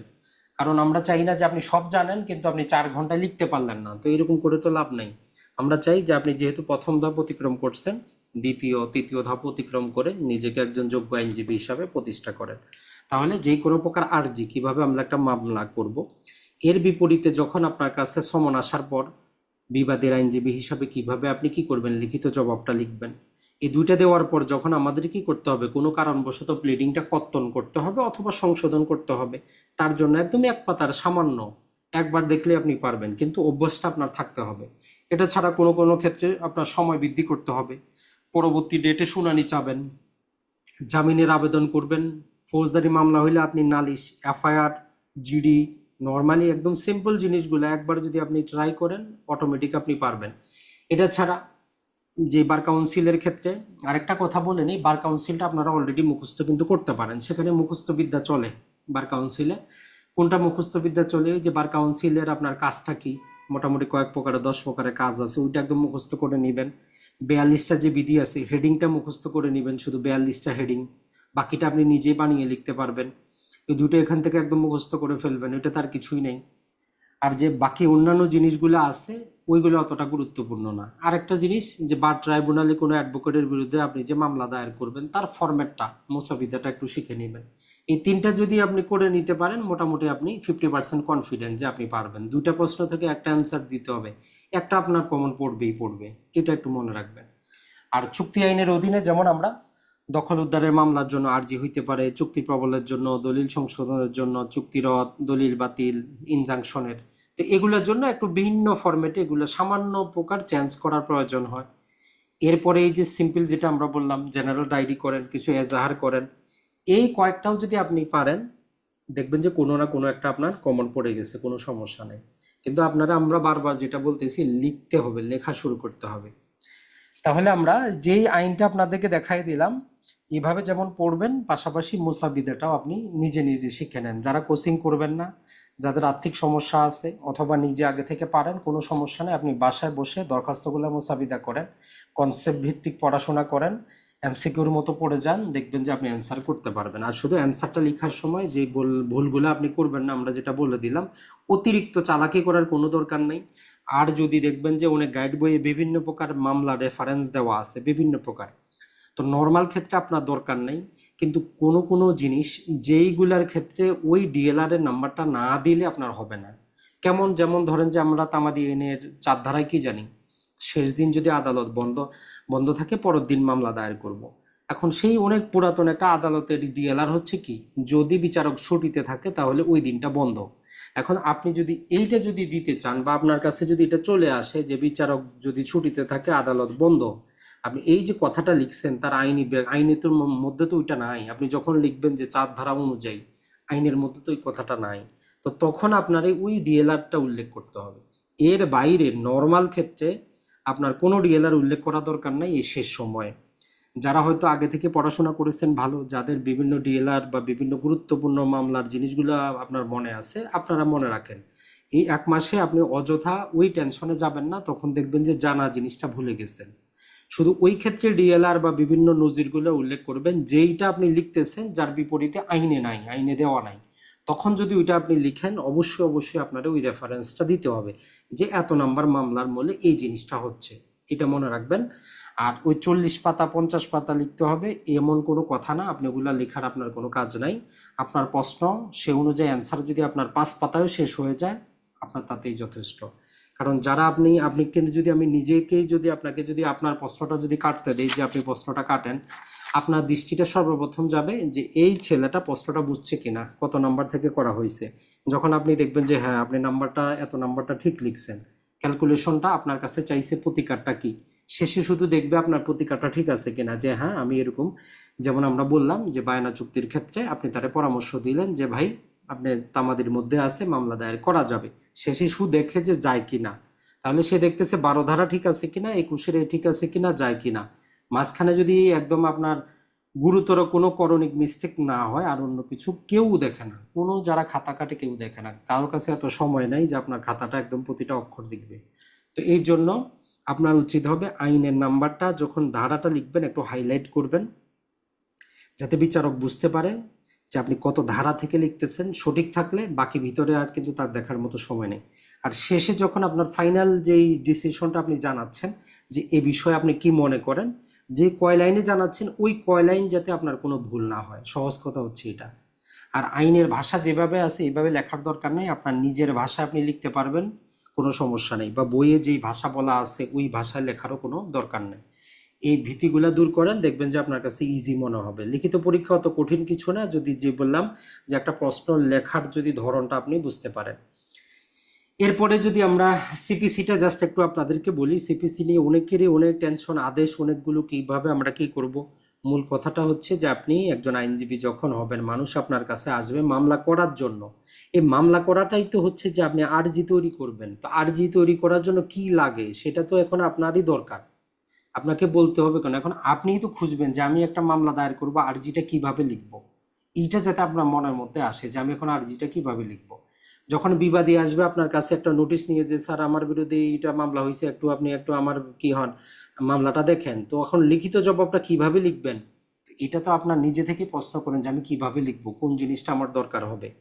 আপনি যখন মামলাটা করে দিচ্ছেন, ভুল ভ্রান্তি হয়েছে আপনার আরজিতে লিখিত জবাবে, তাহলে প্লিডিংটা করেন আপনি কিভাবে করবেন, নিজেকে একটু প্রশ্ন করেন যে কত আদেশে কত অধীনে আমি কি করতে পারবো, এটা কর্তন করতে পারবো। নিজেকে নিজে প্রশ্ন করেন, তাহলে দেখবেন যে ইজি, মানে বাস্তবতার সাথে মিলিয়ে একটু চিন্তা করেন। আর তারা এমসিকিউর থেকে লিখিতগুলা তারা দিচ্ছে ওই জন্যই বাস্তব ভিত্তিক দিচ্ছে, এটা একটু মনে রাখবেন। এরপরে ইস্যু গঠনটা, অর্থাৎ আপনি অপরপক্ষের সাথে যে বিরোধটা নিয়ে মূল কোনটা জিনিস হয়, যেমন বাংলাদেশে আমরা আমাদের ক্লাসগুলোতে বলি পাইকারি হারে কিছু ইস্যু গঠিত হয়, যে মামলাটা তামা দিতে পারে কিনা, পক্ষদোষে দুষ্ট কিনা, বাদী প্রতিকার পাইতে পারে কিনা। এই তিনটা একদম পাইকারি হারে দেখবেন আপনি প্রতিটা দেওয়ানি মামলার আরজি খুলে দেখেন, সারা বাংলাদেশে তিনটা পাইকারি, এগুলো হচ্ছে পাইকারি ইস্যু। তো এই যে ইস্যুগুলা গঠন, তো এগুলা যদি আপনার মনে হয় এটা একটু সংশোধন করবেন, তাইলে আপনি অথরিটি কোথায় পাচ্ছেন একটু খুঁজেন, মাথার মধ্যে নেন যে আমি কোন আইনের বলে এটা সংশোধন করতে পারবো, এই জিনিসটা একটু মাথায় নেবেন। তারপরে এই যে মামলার শুনানির সময় বিচারক কি করবেন, আপনাকে কি প্রশ্ন করতে পারেন, আপনার সাক্ষীকে কি করতে পারেন, নিজের মতো করে একটু চিন্তা করেন। এরপরে রায়টা যে উনি লিখবেন, রায়ের মধ্যে কি কি থাকতে পারে, আপিলটা একটু চিন্তা করেন, রিভিশনটা একটু চিন্তা করেন। এইটা আমরাও পড়াবো আবার পৃথক করে, সেটা হচ্ছে যে আপিল জিনিসটা কি। আপিল তো সারা জীবন পড়ছেন যে আপিল আপিল, এখন একটু বিস্তারিত পড়বেন যে আপিল জিনিসটা আসলে কি, বা রিভিশন জিনিসটা আসলে কি। যেমন আমরা সিআরপিসিতে জানি যে আপিল হচ্ছে একটা আইনগত অধিকার, যেই আইনের অধীনে বিচার হচ্ছে ওই আইনে যদি আপনাকে আপিল করার অনুমতি দেয় তবেই পারবেন, না হলে কোনোভাবেই সম্ভব না। আপিল উচ্চ আদালত নিজে থেকে নিজে শুনতে পারে না যতক্ষণ পর্যন্ত সংক্ষুব্ধ ব্যক্তি উচ্চ আদালতের কাছে না যায়। এই যে বেসিক বেসিক জিনিসগুলা, এটা আপনার সর্বাবস্থায় কাজে আসবে। আর রিভিশন জিনিসটা, রিভিশনটা আপনি সিআরপিসিতে খুব সুন্দর করে রিভিশনটা দেওয়া আছে যে রিভিশন আসলে জিনিসটা কি। রিভিশনটা উচ্চ আদালত কি করতে পারে, যেই কোনো মামলা যেটা তার ইনফেরিয়র আদালতে চলতেছে, যে কোনো নথি তলব করে দেখতে পারে। সেখানে তিনটা কাজ তারা করতে পারে, আমরা আমাদের কোর্সগুলোতে পড়িয়েছি, যে কারেক্টনেস যাচাই করার জন্য সে দেখতে পারে যে এটা ঠিক আছে কিনা, প্রপার্টি ঠিক আছে কিনা, লিগালিটি ঠিক আছে কিনা। এই তিনটা করার জন্য যে কোনো প্রকার রায়, যে কোনো প্রকার জাজমেন্ট, যে কোনো প্রকার ফাইন্ডিং নিম্ন আদালত যেগুলো করতেছে, উচ্চ আদালত নিজে থেকে নিজে যাচাই করতে পারে যে এই যে রায়টা সে দিল তার কারেক্টনেস ঠিক আছে কিনা, লিগালিটি ঠিক আছে কিনা, প্রপার্টি ঠিক আছে কিনা।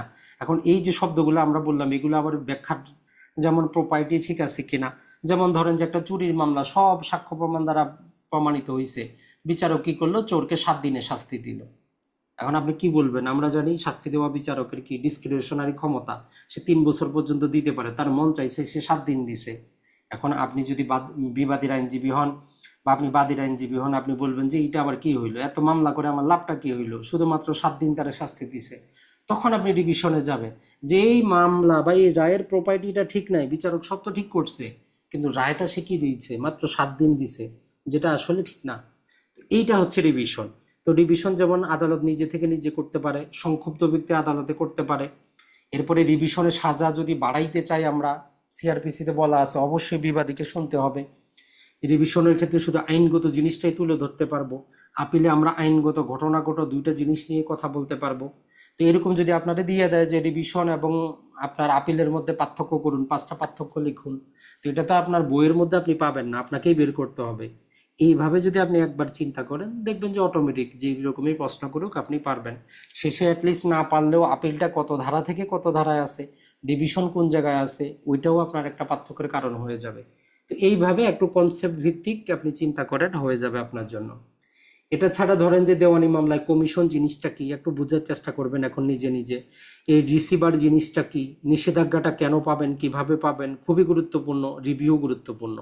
আপনি একজন অ্যাডভোকেট যখন হবেন, আপনার ইনজাংশনটা তো আপনার প্রতি মামলায় চাইতে হবে, প্রতি মামলায় আপনাকে চাইতে হবে যে জায়গা জমির মামলা হয়েছে দেন একটা ইনজাংশন জারি করে।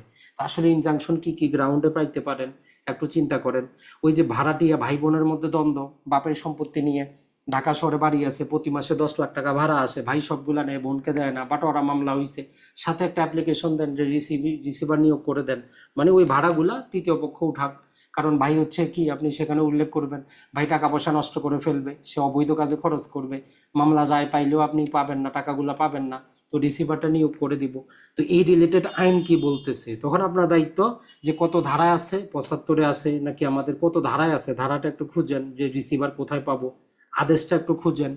এটাই আপনার লিখিতের জন্য, আর কিছুই না। তো ওই জন্য আমরা বারবার বলি যে আপনি এমসিকিউর মতো পড়ে যান, ধারাগুলো শুধু একটু মনে করেন, মূল কাজের ধারাগুলা, তখন দেখবেন যে আপনার জন্য ইজি হবে। আর যত বড় বড় আপনি লিখিত আকারের যে বইগুলা বাজারে পাবেন, এগুলা দেখলে আবার প্রথমে ভয় পাবেন। ওগুলা শুধু আপনি কি দেখবেন, ওগুলাতে তাদের প্রশ্নের ধরনটা দেখবেন, আর কিছু না, যে এইরকমও প্রশ্ন তাইলে আসতে পারে। আপনি তো অলরেডি এমসিকিউর মতো পড়ে সেকশনগুলো জানেন, শুধু প্রশ্নটা দেখবেন যে হ্যাঁ এইরকমও তাহলে প্রশ্ন হইতে পারে।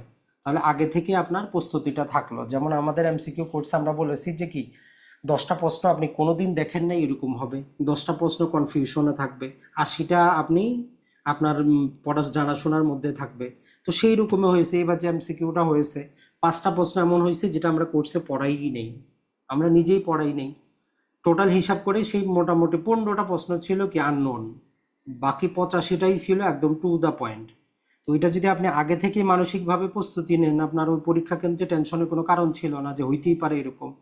তো সেম লিখিতর ক্ষেত্রেও আপনি এইরকম মাথায় নেবেন যে প্রশ্ন যেটাই করা হোক, আপনি ওই প্রশ্নটা কোন ধারা থেকে করা হয়েছে এইটা যদি জানেন, আর ওই ধারার মূল বিষয়বস্তু কি এটা যদি আপনার একটু মনে থাকে, যেভাবেই প্রশ্ন হোক আপনি অবশ্যই অ্যান্সার করতে পারবেন। এখন যেমন ধরেন যে আপনি সাক্ষ্য আইনটা পড়বেন, সংক্ষেপে যদি আমরা বলি, এই যে প্রমাণের দায় ভার 101 থেকে নিয়ে মোটামুটি 113, 100 আমাদের 11 পর্যন্ত আসে, 12টা তো আমাদের অন্য প্রকার কাজে যাবে। এই যে বার্ডেন অফ প্রুফ জিনিসটা কি আপনারা একদম সরাসরি এমসিকিউ দিয়ে দিতে পারে, যে বার্ডেন অফ প্রুফ আপনি ব্যাখ্যা করেন। তো আপনি কি ব্যাখ্যা করবেন, কোনো ব্যাখ্যা না, একদম সরাসরি 1 থেকে নিয়ে 111 পর্যন্ত হেডিংটা লেখেন, আর ভিতরে একটা করে প্রয়োজনে উদাহরণ দিয়ে দেন। যে প্রথমে কি, যে বার্ডেন অফ প্রুফটা কার, 101-এ কি বলতেছে যে যিনি কোনো মামলা দায়ের করবেন, কোনো কোনো ফ্যাক্ট, কোনো কিছুর অস্তিত্ব আছে বলে আদালতকে বিশ্বাস করতে চাবেন, উনি মামলাটা প্রমাণ করবেন। 102-এ ওইরকম আপনি বলবেন যে যখন আদালত কি করবে, এমন একটা রায় দিবে যার কারণে যদি কোনো পক্ষ যদি কোনো প্রকার তথ্য উপাত্ত না দেয়, তাহলে রায়ে যিনি ক্ষতিগ্রস্ত হবেন মামলাটা তার দায়িত্ব, সে প্রমাণ করবে। 103-এ হচ্ছে যিনি একটা পার্টিকুলার জিনিস জানবেন, মামলাটা তাকেই প্রমাণ করতে হবে। 104-এ হচ্ছে যে যিনি কোনো একটা জিনিসের অস্তিত্ব আছে বলে আদালতকে প্রমাণ করাবেন, আইন বলতেছে তার আগে আরেকটা জিনিস প্রমাণ করেন, যেমন ডাইং ডিক্লারেশন আদালতে এডমিসেবল করার আগে ওই ব্যক্তি মারা গেছে এটা প্রমাণ করতে হবে। তো এইভাবে 101 থেকে নিয়ে 112 পর্যন্ত আবার আপনি পড়তে থাকেন এমসিকিউর মতো করে হেডিংটা, এটা একটা আপনার লিখিত প্রশ্ন। এরপরে যেমন ধরে আমাদের যে জুডিশিয়াল নোটিসেবল ফ্যাক্ট আপনার 56-তে দেওয়া আছে, ওই যে কয়েকটা ফ্যাক্ট দেওয়া আছে, আপনারা বলতে পারে যে আপনার জুডিশিয়াল নোটিসেবল ফ্যাক্ট কি, জুডিশিয়াল নোটিসেবল ফ্যাক্টের ক্ষেত্রে বিচারক কি করবে, কয়টা জিনিস জুডিশিয়াল ফ্যাক্টের মধ্যে আসে একটু বুঝিয়ে বলেন, এরকম আপনার দিতে পারে। আপনি অলরেডি এমসিকিউর জন্য মুখস্থ করছেন, টেনশনের কোনো কারণ নাই, জাস্ট একবার ছোট করে নিজের মতো করে লিখে নেন। পরীক্ষা যখন আসবে, মার্ক যদি 15 হয় তাহলে একটু বিস্তারিত প্রতিটার সাথে উদাহরণ দেওয়ার চেষ্টা করবেন, আর মার্ক যদি 5 মার্ক হয় জাস্ট শুধু হেডিংটা লিখে দিবেন, ঝামেলা আপনার শেষ। কিন্তু সেকশন নাম্বারটা ভুল করতে পারবেন না, যে এত নাম্বার সেকশনে আছে, ওইটা ভুল হইলে 0, এইটা একটু মনে রাখবেন। এটা ছাড়া যেমন স্টপলটা একটু বুঝবেন, স্টপল জিনিসটা কি আসলে, শুধু ওই যে 115-তে আছে এটা না, স্টপল আসলে কি, এটা কনক্লুসিভ প্রুফ কিনা, না হইলে কেন নয়, এই জিনিসটা মনে রাখবেন। স্টপল দিয়ে মামলা করতে পারবো কিনা, এরকম জিনিসগুলা। এটা ছাড়া সাক্ষীর যোগ্যতা রিলেটেড যেই কয়েকটা সেকশন আছে এগুলো একসাথে পড়বেন। যেমন আমরা 118, 19 তো জানি, 120ও জানি, ওই 133টাও নিয়ে নেবেন। এই কমপ্লিসও যোগ্য সাক্ষী, বিবাদীও যোগ্য সাক্ষী, যিনি আসামি, যিনি অভিযুক্ত উনিও একজন যোগ্য সাক্ষী। তো টোটাল জিনিসটা আপনি একসাথে নিয়ে নেবেন, দেখবেন যে আপনার জন্য ইজি। এটা ছাড়া আপনি চরিত্র হনন, আমরা কি কি ক্ষেত্রে কি করতে পারবো, জেরার ক্ষেত্রে চরিত্রটা হনন করতে পারবো, 5 মার্কের একটা আপনার কোট আন কোট দিয়ে দিল, যে ক্যারেক্টার আপনি অ্যাসাসিনেশন যে করবেন কি কারণে করবেন, কোন কোন ক্ষেত্রে করতে পারবেন একটু বুঝিয়ে বলুন। এরপরে বিচারকের ক্ষমতাটা স্পেশালি একদিন দেখবেন যে একটা ফৌজদারি বা একটা দেওয়ানি মামলা বিচারের ক্ষেত্রে একজন বিচারক কি কি ক্ষমতা প্রয়োগ করতে পারে। প্রশ্নটা আপনার কাছে আননোন মনে হইতে পারে, কিন্তু আপনি জানেন যে দেওয়ানি মামলায় কি কি করতে পারে, ফৌজদারি মামলায় কি কি করতে পারে। তো এই জিনিসটা একটু মাথায় নেন, একটু পড়াশোনা এখন করেন, সময় মাত্র 1 থেকে 1 মাস বা 1 মাস 10 দিন পাবেন, অনেক সময়। আর কন্টিনিউ পড়াটা আপনি বুঝেন আর না বুঝেন, অ্যাটলিস্ট কন্টিনিউ সেকশনটা মুখস্থ রাখেন, কনসেপ্টটা মুখস্থ রাখেন।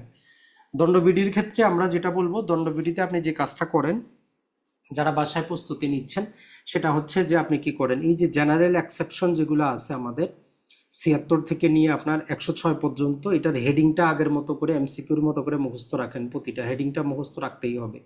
এর মধ্যে সম্পত্তি রক্ষার ক্ষেত্রে, শরীর রক্ষার ক্ষেত্রে কয়টা কয়টা ক্ষেত্রে আমরা মৃত্যু ঘটাইতে পারবো, ওই ক্ষেত্রগুলো মুখস্থ রাখেন। আপনারা দিয়ে দিতে পারে যে প্রাইভেট ডিফেন্স জিনিসটা কি, কতটা ক্ষেত্রে আপনি শরীর এবং সম্পত্তি রক্ষার ক্ষেত্রে প্রাইভেট ডিফেন্সে অন্য ব্যক্তির মৃত্যু ঘটাইতে পারবেন, একটু ব্যাখ্যা করেন। তাহলে কি সেম এমসিকিউ জিনিসটা আপনি শুধু আইনের ধারা নাম্বারটা, ক্ষেত্রটা একটা দুটো করে নিজের মতো করে উদাহরণ দিয়ে দেন আপনার 15-তে 15। তাহলে এমসিকিউর মতো কন্টিনিউ শুরু করেন। এরপরে যদি আমরা বলি যে এই চুরি বা থেফট জিনিসটা কি, একটু উপাদান সহ মনে রাখেন। যেমন নর্মালি আমরা বলি যে একটা চুরি হওয়ার জন্য 5টা উপাদান লাগে, কোনো একটা উপাদান না হলে চুরি হবে না। যেমন ধরেন যে একটা মুভেবল সম্পত্তি হইতে হবে, ওইটা কারো দখলে থাকতে হবে, আপনার একটা অসাধু কি থাকবে, ইচ্ছা থাকবে, ওই দখলটা আপনি হস্তান্তর অন্য যে কোনো জায়গায় স্থানান্তর করবেন ওই ব্যক্তির অনুমতি ছাড়া বা ইচ্ছা ছাড়া। তাহলে এই 5টা উপাদান আপনি আগে বুঝেন। আপনাকে যদি আমি বলি যে চুরির সংজ্ঞাটা একটু লিখেন তো, তখন আপনি লিখবেন কি, দণ্ডবিধি 1860 এর ধারা 378 মোতাবেক আমরা চুরির সংজ্ঞা নিম্নরূপ: যখন একজন ব্যক্তি কোনো একটা অস্থাবর সম্পত্তি যেটা কারো দখলে আছে তার অনুমতি ছাড়া অসাধু উদ্দেশ্যে দখল হস্তান্তর করবে, আইনের ভাষায় আমরা তাকে কি বলি, চুরি বলি। এখন যদি আপনার এমসিকিউ ওই প্রশ্নটাতে মার্ক যদি বেশি হয়, ধরেন 10 মার্কের জন্য বলছে, তো এইটুক লিখলে তো 10 দিবে না, হয়তো 2 দিবে, 3 দিবে। তখন আপনি আরেকটু লেখেন যে এই ধারার মধ্যেই 5টা ব্যাখ্যা দিয়ে চুরিটাকে আরো বিশ্লেষণ করা হয়েছে। ব্যাখ্যা নাম্বার 1, স্থাবর সম্পত্তি চুরির বিষয় না। ব্যাখ্যা নাম্বার 2, তবে স্থাবর সম্পত্তি যখন মাটি থেকে কি করা হয়, উচ্ছেদ করা হয় বা বিচ্ছিন্ন করা হয়, সাথে সাথে চুরি সংগঠিত হয়ে যায়। কোনো একটা বস্তুকে যদি কি করা হয়, গতি দেওয়া হয়, সাথে সাথে চুরি হয়ে যায়। কোনো একটা জিনিসকে যখন কোনো একটা জিনিস দিয়ে কি করা হয়, বাধা দেওয়া রাখা হয়, আবদ্ধ রাখা হয়, সেটা সরানো মাত্রই চুরি সংগঠিত হয়। আর যে এই যে আমরা বিনা অনুমতিতে বলতেছি, অনুমতিটা প্রকাশ্য হইতে পারে অথবা অপ্রকাশ্য হইতে পারে। তো এটা দিয়ে দিলেন। পাশাপাশি একটা দুইটা যদি আপনি পারেন, কি করেন, উদাহরণ দেন, তখন আপনি 10-এ 10 পাবেন। তো এটা তো আপনাকে নিজেকে এখন সাজাইতে হবে। তাহলে 5টা উপাদান মনে রাখবেন, 5টা ব্যাখ্যা আপনি মনে রাখবেন, একটা দুইটা উদাহরণ সেখান থেকে আপনি দেখেন। তবে চুরির টোটাল প্যাকেজ আপনার মুখস্থ হয়ে গেল।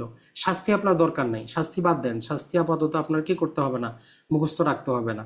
একই রকম ভাবে এখন আপনি যখন যাবেন যে বলপূর্বক আদায়ের ক্ষেত্রেও যান, মূল কনসেপ্টটা কি বলপূর্বক আদায়ের, যখন একজন ব্যক্তি আপনার ইনজুরি করার জন্য, ক্ষতি করার জন্য কি করবে, যে আপনি কি করেন, আমার এই সম্পত্তিটা দেন। তাহলে বলপূর্বক আদায়ে মেইন কনসেপ্ট হচ্ছে একটা সম্পত্তি থাকবে। চুরির ক্ষেত্রে শুধু মুভেবল হইতো, কিন্তু বলপূর্বক আদায়ের ক্ষেত্রে মুভেবলও হইতে পারে, ইমুভেবলও হইতে পারে, তবে তাৎক্ষণিক কোনো ভয় থাকবে না।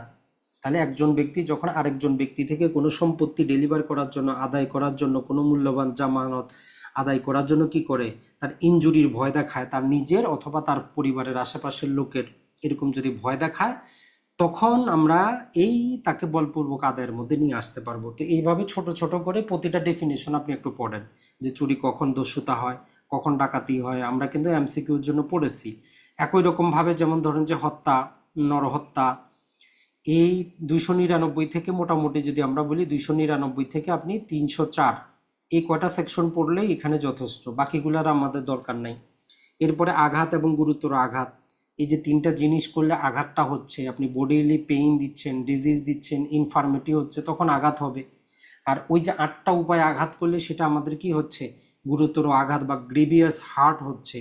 সেকশন নাম্বারটা মনে রাখেন, এই উপাদানগুলো মনে রাখেন, কারণ ওইখান থেকে আপনাকে যদি কোনো না কোনোভাবে 5 মার্কের জন্য দিয়ে দিল যে আঘাত এবং গুরুতর আঘাতের মধ্যে পার্থক্যটা করেন, একটু বুঝিয়ে লেখেন, একটু বুঝিয়ে বলেন, তাহলে এইটাই আপনাকে করতে হবে। তাহলে পড়া কিন্তু নতুন কিছু না, পড়া ওইগুলোই, শুধু এখন আপনার মাথাটা খাটাইতে হবে যে আপনি কিভাবে লিখে পাস করতে পারবেন। একই রকম ভাবে আরো যেটা আছে যে অবৈধ অবরোধ, অবৈধ বাধা, ক্রিমিনাল ট্রেসপাস, শুধু মূল জিনিসটা দেখেন, আপনি ওই শাস্তিগুলো বাদ দেন, শাস্তি আপনার কোনো কাজের নাই। তামাদি আইনের অনুচ্ছেদগুলা, ওগুলার এখন আপনার কোনো কাজের নাই, শুধু সুনির্দিষ্ট প্রতিকার আইনের সাথে, যেমন দখল উদ্ধার, চুক্তি প্রবল, ওইগুলো একটু শুধু কানেকশন করবেন। তো এইটা হচ্ছে যে যারা কোচিং করবেন না, বাসায় বসে পড়বেন, তাদের জন্য আমাদের আজকের অনুষ্ঠান থেকে প্রাথমিক উপদেশ থাকলো। আর আবারও যেটা বলবো, আপনি তাহলে 3টা কাজ করবেন। বাসায় বসে হইলেও মুসাবিদাটা শিখবেন, বিভিন্ন বইয়ে দেওয়া আছে। আর একটা হচ্ছে যে অবশ্যই এমসিকিউর মতো পড়বেন, তবে কনসেপ্টটা একটু কনসেপ্ট ভিত্তিক পড়বেন। আর নিজে নিজে একটু লেখার চেষ্টা করেন, লেখা ছাড়া কোনো উপায় নেই। যতই শুনেন, এখন শুনে হয়তো আপনার কাছে খুব ইজি মনে হচ্ছে যে এত সহজ, এটাই যদি আপনি এখন একটু লিখতে চান, দেখবেন যে আপনি 2 লাইনও লিখতে পারতেছেন না। তো এই জন্য একটু লেখার চেষ্টা করেন, ইনশাল্লাহ আপনি অবশ্যই পাস করবেন, তাতে কোনো আমাদেরকেই সন্দেহ নেই। তাহলে আমরা যেটা বলবো সবার জন্য সেটা হচ্ছে যে বেয়ার একটা অবশ্যই দরকার। বেয়ার একটা আপনি রাখেন, নিয়ে লাল কালিতে ওই সেকশনটা দাগাবেন যে এইটা আমাদের কনসেপ্টের সেকশন, এইটা থেকে আমি পড়বো। বাংলা ইংরেজি বাংলাদেশে পাওয়া যায়, কারো কাছে না থাকলে অনলাইনে অর্ডার করেন, 700 থেকে 1000 টাকা পেয়ে যাবেন। আশেপাশে লাইব্রেরিতে খোঁজ করলেও আপনি পাবেন।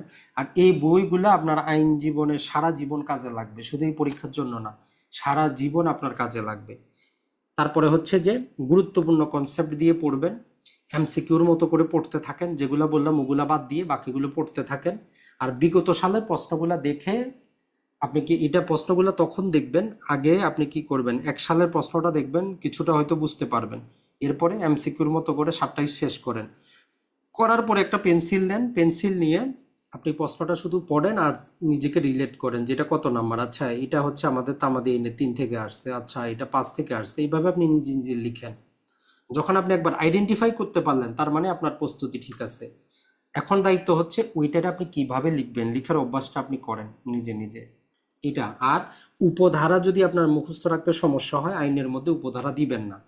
যে আমরা যদি আপনাদেরকে বলি, যেমন আপনি কি করলেন, এই যে কোনো একটা ধারা আপনার মনে আছে কিন্তু তার ভিতরে বিভিন্ন প্রকার উপধারা আছে, এখন এগুলো আপনার মনে নাই কোনটা আগে কোনটা পরে হবে, অনেক ক্ষেত্রে এরকম হইতে পারে। তো তখন আপনি শুধু উপরে ধারাটা লিখে তারপরে একটার পর একটা লিখে যাবেন যে এটার পর এটা আছে, এটার পর এটা আছে। কারণ ভুল করলে নাম্বার কাটা যাবে, কিন্তু আপনি না লিখলে হয়তো নাম্বার একটু কম দিবে, কিন্তু আপনার সমস্যা হবে না, এইটা একটু মনে রাখবেন। আর মুসাবিদাটা শিখে নেন। তাহলে যারাই ভাড়া ঘরে বসে অথবা কোচিং করা ছাড়া বার কাউন্সিলের প্রস্তুতি নিতে চাচ্ছেন, এই কয়টা প্রস্তুতি নেন, ইনশাল্লাহ আপনি পাস করবেন, কোনো সমস্যা নেই। তো আজকের ভিডিওতে জাস্ট আমরা একটু সামান্য মুসাবিদার আপনাদেরকে দেখানোর চেষ্টা করি। এই মুসাবিদার মধ্যে জাস্ট 3টা জিনিস মনে রাখবেন। আপনি নিজের, যেমন আমরা কি আমাদের শৈশবকাল ছিল, যৌবনকাল ছিল, আমরা বৃদ্ধ হয়ে যাব, এই 3টা কাল। প্রতিটা আরজির মধ্যে এই 3টা অংশ আছে, একটা হচ্ছে আমাদের হেডিং অংশ, আর একটা হচ্ছে যে আমাদের মাঝখানের মূল কন্টেন্ট, আর একটা হচ্ছে আমাদের শেষের অংশ বটম লাইন। তাহলে 3টা লাইন। এখন এগুলা আমাদের অলরেডি আদেশের মধ্যে কিন্তু বলা আছে যে একটা আরজিতে কি কি কন্টেন্টটা থাকতে হবে। এখন প্রতিটা মামলায় তো আর প্রতিটা কন্টেন্টের দরকার হয় না, এটাও কিন্তু মনে রাখবেন। কারণ দেখবেন যে কোথাও আপনি নাবালকের পক্ষে মামলা দায়ের করতেছেন, তখন আপনাকে নাবালকের ডিক্লারেশনটা দিতে হয়। কোথাও আপনি পাগলের পক্ষে মামলা দায়ের করতেছেন, সেখানে আপনাকে পাগলের ডিক্লারেশনটা দিতে হয়। ইন জেনারেল ওই সমস্ত কিছু লাগে না। তো আমরা প্রাথমিকভাবে আপনাদের আজকের যেই মুসাবিদাটা আর যেটা লিখা, এটা হচ্ছে যে ইন জেনারেল, যেটা স্পেশাল কোনো ক্ষেত্র না, স্পেশাল ক্ষেত্র আসলে কিছু পরিবর্তন হবে, এতটুকুই মনে রাখবেন। এখন যেমন ধরেন যে সর্বপ্রথম আপনি কি করবেন, আপনার যে আদালতের নামটা লিখতে হয়, এই যে সামনে যে মোকাম সোকাম লেখে, এগুলো হচ্ছে অভ্যাসগত। মোকাম মানে কি, মোকাম মানে হচ্ছে স্থান, মোকাম মানে হচ্ছে আদালত, এটা আপনার লিখার দরকার নাই। আপনি জাস্ট কি করবেন, যদি তারপরে অভ্যাসগত কারণে চান আপনি লিখতে পারেন মোকাম, কিন্তু ওইটা আপনার দরকার নেই। তাহলে প্রথমে হচ্ছে যে আপনি কোন আদালতে কোন বিচারকের কাছে আপনি অ্যাপ্লিকেশনটা করবেন, তার নামটা আপনি জেনে নেন, যে আপনি সহকারী করতে করতেছেন না সিনিয়র না যুগ্ম, কার আদালতে মামলাটা দায়ের করতেছেন। তাহলে বিজ্ঞ সহকারী জজ আদালত, তাহলে এটা হলো আমাদের 1 নাম্বার। আপনি এরপরে আপনার যদি ঢাকা হয়, যেই জেলা হয় বা উদাহরণে যেটা চাবে সেই জেলাটা দিয়ে দিবেন। 2 নাম্বারে এখানে নাম্বারিং করবেন না, জাস্ট আমরা আপনাদেরকে বোঝানোর জন্য বললাম, যেহেতু এইরকম ভাবেই প্রতিটা ক্ষেত্রে যাবে। তাহলে 2 নাম্বারে কি হবে, যে দেওয়ানি মোকদ্দমা নাম্বার আমরা লিখলাম, প্রয়োজনে আপনি দেওয়ানি শব্দটা বাদ দিবেন, কোনো সমস্যা নেই, আপনার মতো করে আপনি মডিফিকেশন করবেন যে মোকদ্দমা নাম্বার, অথবা সংক্ষেপে আপনি শুধু মৌকার মৌ দিতে পারেন, কোনো সমস্যা নেই, যেটা প্রচলিতভাবে ব্যবহার হয়। দেওয়ার পরে যেহেতু আপনি এখনো মামলা সাবমিটই করেন নাই, মামলা নাম্বার তো আসবে না, তো আপনি শুধু পিছনে সালটা দিয়ে দিবেন, বাংলাতে লিখবেন, যদিও এখানে ইংরেজিতে দেওয়া আছে 2025 দিবেন। এইটা তখন তারা যখন সাবমিট করবে, তারপরে এখানে তারা লাল কালিতে মামলা নাম্বারটা লিখে দিবে যে এত নাম্বার মামলা। যদি আমার এখানে থাকে, সম্ভবত আমি একটা অরিজিনাল, যেটা সাবমিট করার পরে আপনার যে আরজিটা যে অবস্থাটা হয় সেটা দেখানোর চেষ্টা করব। তাহলে 2টা হয়ে গেল, একটা হচ্ছে কোন আদালতে করতেছেন আর মামলা নাম্বার। এরপরে আসবে যে বাদী, আপনার মামলা যদি বাদীর পক্ষে হন, বাদীর নাম ঠিকানা বিস্তারিত দিতে হবে আপনাকে, নাম, পিতার নাম, তারপরে বিস্তারিত ঠিকানা। আর বর্তমানে তো এমন হয়, বাস্তবে আপনার আইডি নাম্বারটাও দিতে হয়, তো আপনি তো আর কাল্পনিক তো আর আইডি নাম্বার আপনার দরকার নেই। তাহলে বাদীর যাবতীয় ঠিকানা দিলেন। এরপরে আসবে আপনার বিবাদী। তাহলে আমাদের চারটা জিনিস হয়ে গেল। কোন আদালতে আমি মামলাটা দায়ের করতেছি, মামলা, আমার নাম্বার, বাদী, বিবাদী, এই চারটা আপনার একদম প্রতিটা মামলার ক্ষেত্রে আপনার আসবে। এরপরে যেমন এই তায়েদাদ শব্দটা ব্যবহার করে, আপনি যদি এই শব্দটা মনে নাও থাকে, আপনি এতটুকু মনে করবেন যে দেওয়ানি মামলা যেহেতু আপনি করতেছেন, মামলার বিষয়বস্তুর একটা ভ্যালুয়েশন দেখাইতে হবে। যেহেতু অর্ডার 7 রুল 11 আপনারা কি বলে যে সুড ভ্যালু প্রপারলি করতে হবে। তাহলে এখানে আপনি তায়েদাদ শব্দটা যদি মনে থাকে ভালো, যদি মনে না থাকে আপনি দিতে পারেন যে নালিশি সম্পত্তির মূল্য, এটাও আপনি দিতে পারেন, কোনো সমস্যা নেই। তাহলে তায়েদাদ না দিয়ে যদি আপনি বিস্তারিতটা লিখেন যে নালিশি সম্পত্তির মূল্য, তাহলেও কোনো সমস্যা নেই। তো এইটা মূল্যবান আপনি তো সেট করবেন 1 লাখ, 2 লাখ না 10 লাখ, সেটা আপনি এখানে লিখবেন। এরপরে আসে আমাদের বিষয়, তাই বলে এখানে বিষয় আপনার এই জিনিসটা লেখার দরকার নাই। নর্মালি যেটা হয়, কিছু কিছু ক্ষেত্রে দেখা যায় যে আরজিতে আইনের ধারাসহ আমরা লিখে দেই। যেমন ধরেন যে 8 ধারা যদি আমরা দখল উদ্ধারের মামলা করি, লিখে দেই যে 8 ধারার অধীনে, সুনির্দিষ্ট প্রতিকার আইনে 8 ধারার অধীনে দখল উদ্ধারের মামলা, 9 ধারার অধীনের মামলা। অথবা আপনি সরাসরি জাস্ট ধারা উল্লেখ না করে জিনিসটা দিতে পারেন, যেমন ঘোষণামূলক মামলা, দলিল সংশোধনের যে মোকদ্দমা ওটা, অথবা চুক্তি প্রবলের মামলা। তবে আপনি চাইলে ধারাটা উল্লেখ করে দিতে পারেন, সমস্যা নেই। কিছু কিছু আদালত প্র্যাকটিসে দেখা যায় যে ধারা সহ উল্লেখ করে, কোথাও করে না। তাহলে এই 6টা জিনিস আপনি আগে নিজের খাতার মধ্যে নিজে বারবার লিখেন, এটা যাতে আপনার মাথার মধ্যে চলে আসে যে যখনই আমি মুস্তাফিদা করব এই 6টা জিনিস আমার চলে আসবে। এটা হয়ে গেল আমাদের হেডলাইন, যেটা প্রতিটা মামলার ক্ষেত্রে আপনার দিতে হবে। তাহলে এই 6টা আপনি আদালতের নাম, দেওয়ানি মোকদ্দমা নাম্বার, বাদী, বিবাদী, মামলার তায়েদাদ, এবং যে আমাদের কোন বিষয়ে মামলাটা হচ্ছে। এরপরে আসবে আমাদের কি, এরপরে যে জিনিসটা আসবে সেটা হচ্ছে প্রতিটা মামলার জন্য ভিন্ন ভিন্ন, যে কেন আদালতে মামলাটা দায়ের করতেছেন। তো এর জন্য পাইকারি যেটা আমরা ব্যবহার করি সেটা হচ্ছে যে উপরোক্ত বাদীর পক্ষে বিনীত নিবেদন, এই যে, অথবা আপনি চাইলে এটা যদি বাদ দিতে চান আপনি বাদও দিতে পারেন, লিখতে পারেন যে বিনীত নিবেদন, এই যে। এই যে পরে যখন আমরা প্লেন্টে যখন কিভাবে লিখবো, আমাদের অর্ডার বলে যে কনজুগেটিভ নাম্বার হিসাবে লিখতে হবে। মানে একসাথে আপনি প্যারা আকারে লিখলে বিচারকের এত সময় নেই যে আপনার গুলা দেখবে। তাহলে এইভাবে আপনি 1 এবং 2 আমরা যদি পাইকারি হারে বলে দিই, আপনি এটা মুখস্থ রাখতে পারেন, দেওয়ানি মামলায় প্রচলিত হিসাবে আপনি ব্যবহার করতে পারেন। 1 নম্বরে আপনি এটা একদম প্রতিটা মামলায় লিখতে পারেন যে বাদী একজন সহজ সরল এবং আইনের প্রতি শ্রদ্ধাশীল বাংলাদেশি স্থায়ী নাগরিক। এটা আপনি একদম মুখস্থ করে নেন, কপি পেস্ট আপনি সেখানে লিখতে পারবেন। অপরপক্ষে বিবাদী, বিবাদী একজন এলাকার প্রভাবশালী দখলবাজ, সমাজের শান্তি শৃঙ্খলা বিনষ্টকারী, চতুর প্রকৃতির লোক। তাহলে 1 আর 2 আপনার একদম পাইকারি হারে মুখস্থ হয়ে গেল। তাহলে উপরে 6টা আর এখানে 2টা আপনি মুখস্থ করে নেন, যে কোনোটা আসলে আপনি এতটুকু লিখতে পারবেন, কোনো সমস্যা নেই। বিষয়বস্তু দেখা ছাড়াই আপনি তাহলে এই 6টা আর 8টা লিখতে পারতেছেন। এরপরে যেটা 3 এবং 4 আসবে, এটা নির্ভর করে আপনি কোন বিষয়ে মামলাটা করতেছেন, কি কারণে করতেছেন, এটা আপনার আসবে। প্রতিটা মামলা টু মামলা ভেরি করবে, তবে ভেরি করলেও আপনি মনে রাখবেন এখানে আপনার শুরু হবে কি, যেমন যদি আমরা দখল উদ্ধার মামলা যদি করি, যেমন একটা সম্পত্তি দখল উদ্ধার মামলার আপনি লিখবেন, তো এই ক্ষেত্রে আপনি দিলেন কি যে এই সম্পত্তিটা আমার বাদী একদম শান্তিপূর্ণ দখলে ছিল। তো গত, এখানে গত দিয়ে কি আসবে, একটা তারিখ চলে আসবে, যেহেতু দেওয়ানি মামলা আমাদের বিষয়টা আসবে। তো গত একটা তারিখ চলে আসে, যেমন ধরলাম যে আমরা কি 25/2/2023 দিলাম, যে গত এই 2023 সালের এত তারিখে এই বিবাদী তারে জোরপূর্বক বেদখল করে দিছে। তাহলে এই একটা আমরা নির্দিষ্ট তারিখ পাইলাম। এখন এই পরে আসবে যে বেদখল যেহেতু করছে, তার মানে কি আমরা জানি কজ অফ অ্যাকশন অ্যারাইজ হয়েছে।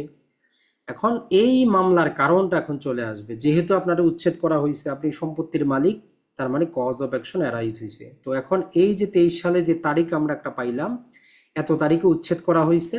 তো এই বিবাদী বিরুদ্ধে বাদী যেহেতু তার সম্পত্তির দখল পাওয়ার অধিকারী, ওই জন্য এই আদালতে মামলা করার জন্য আমরা আর্জিটা কি করতেছি, লিখতেছি।